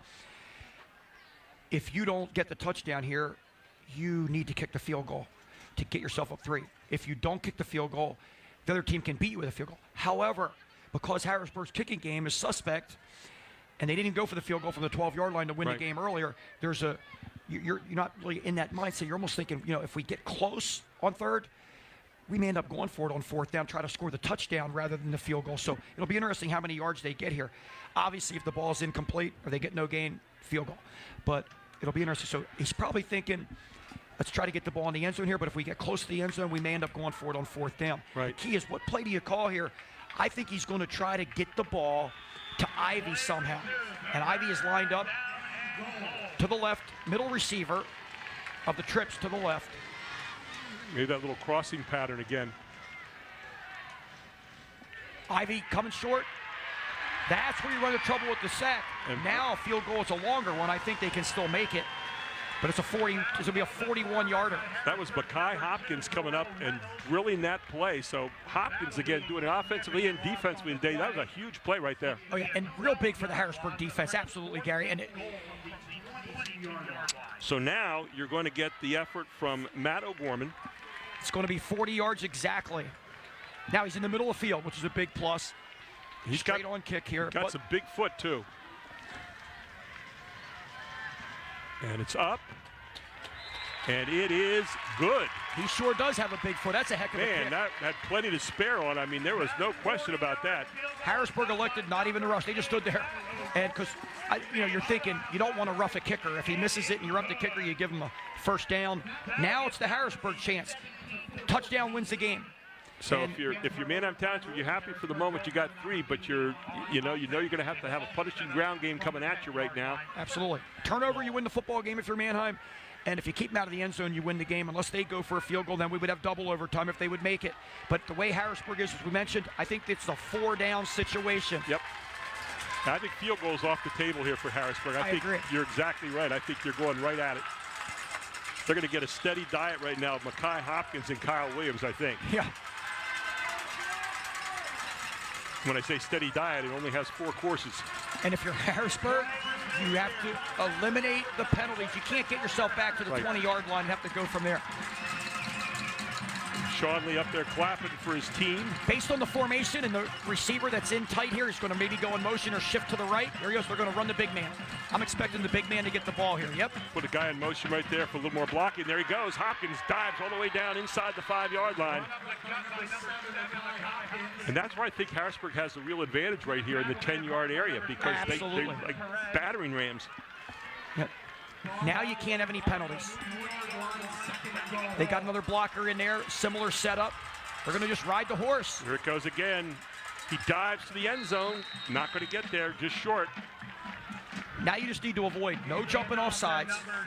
If you're on offense, no illegal procedures. Just go in the count, and if you're the quarterback, center exchange is important, and just get the ball in the belly and let number 7 ride it in the end zone to win the game. There he goes, and he's bottled up right there on the goal line. Did not get in. That's 4th down. Manheim Township saying they've got the football. Manheim Township, they're calling it fourth down. They're saying that forward progress was stopped. So now here's the question. Maybe you are in field goal territory right here, field goal's out of the but you're not going to do it. No, of course not. Here, only why you're at the 1 yard, inside the 1 yard, like at the inch line. The problem with this is, Gary, in the shotgun, there's room for penetration. Let's see the replay here. The official said it's fourth down. Let's take a look right here. And there the ball is out. Oh, the ball's definitely out. But ball was definitely out. You don't have replay in high school football, and so it's you don't. Fourth down here. Yep. That was a definite fumble. His forward progress was not stopped. Yep. And so it was a fumble. Back to what I was saying, Gary. The negative of being in shotgun on this is your running backs getting the ball deeper, and it's more room for penetration. Everybody knows they're running the ball. Right. So they're bringing the house. And that was a definite fumble, but not today. So here we go. The wide receivers are negative. Those wide receivers out there mean nothing. I'd get a tight end in the game, get more guys in the box to make it tougher for the penetration for Manheim. Did he get in? He got in. Touchdown, Harrisburg. Won the game on the last play of the football game. Road number 7. Hopkins got in, and they win by 3 points. And Harrisburg gets a break because the fumble wasn't called the play before. Manheim Township had it.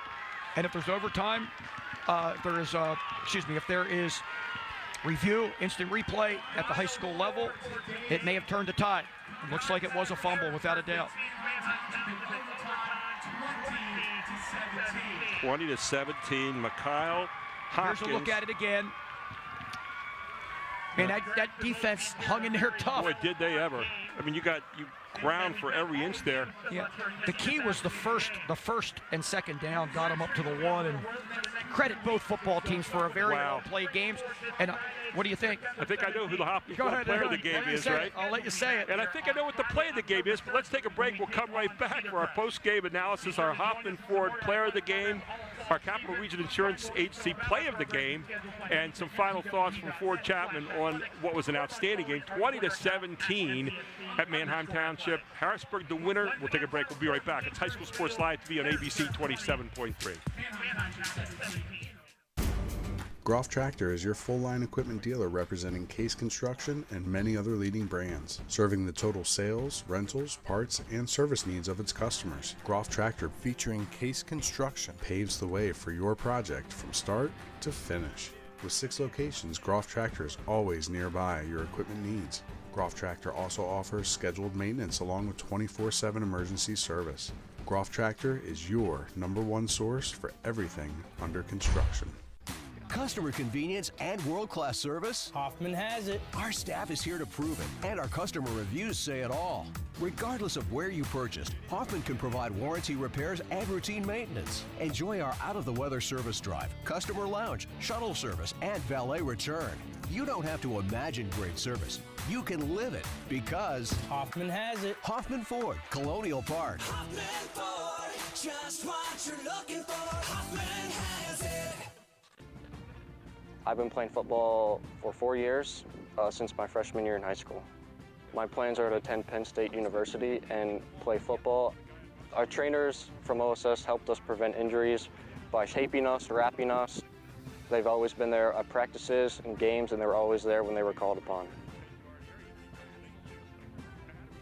OSS Health. Extraordinary care. Extraordinary athletes. So a while back, I thought to myself, I'm never going to own a home. I'm going to have to rent forever. I didn't have money for a down payment. I had no credit history, and I just got out of a divorce. But PHFA showed me that home ownership is possible. They offer me a low-interest mortgage and a way to manage the closing costs. To me, this is more than just my home. It's a huge accomplishment and a new chapter in my life, thanks to PHFA. Today's professional skill tip will involve using one-handed shooting to bring balance and stability to the shot. I teach young players to balance the ball in one hand, in close, to establish a squared-up foundation when shooting. The one-hand shooting further out forces the player to stay square, reinforcing balance and lift on the shot. This one-handed emphasis will only help with leg power and the ball rolling off the one hand, developing more control and overall shot balance. The one-handed shooting is the fundamental tool I use to develop advanced shooters. The Jet Giambavo family of dealerships. 9 great franchises in 4 locations. Buick GMC, Hyundai, Mazda, Stadler Dodge Chrysler Jeep Ram, Genesis of York, and Giambavo Hyundai of Hanover. The Giambavo family dealerships. Over 30 million in new and pre-owned inventory. With a reputation for quality service after the sale. Giambavo is proud to serve your community. Find out why. The Jet Giambavo family of dealerships. 4 great locations. Online at giambavo.com.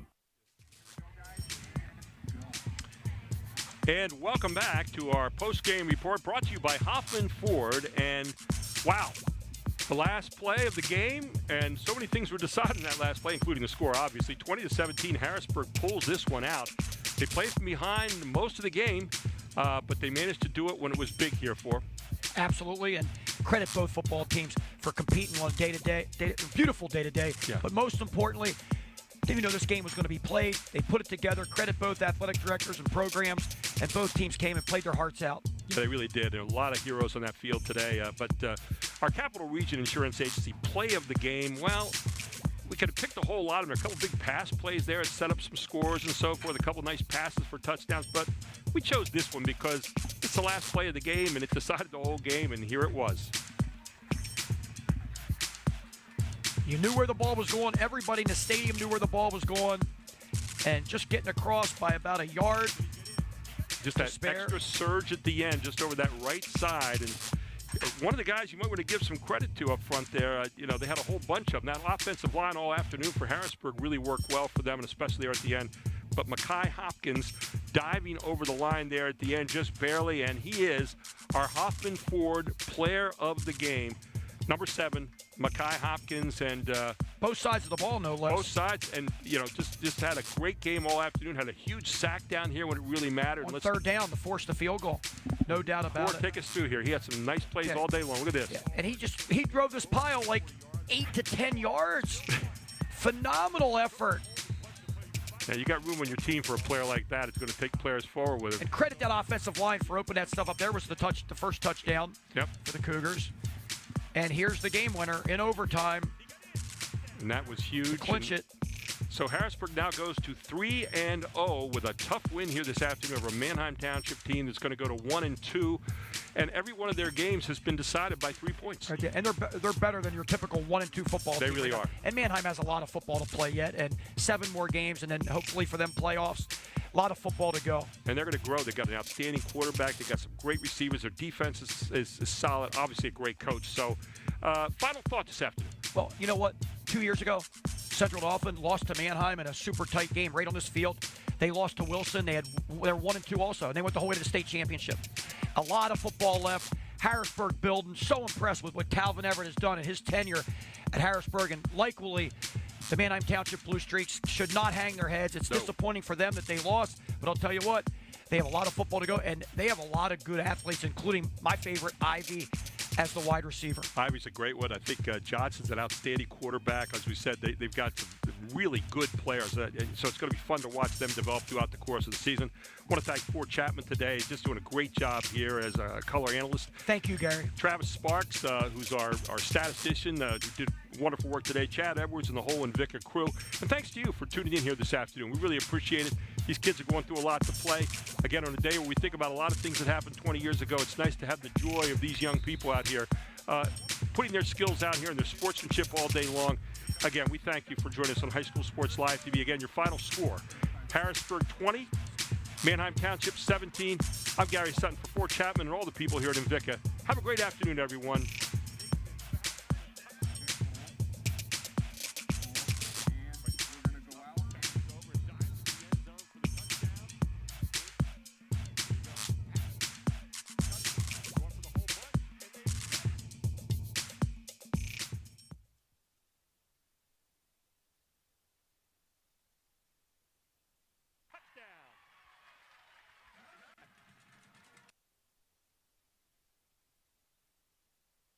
Great job. buddy. You too, man.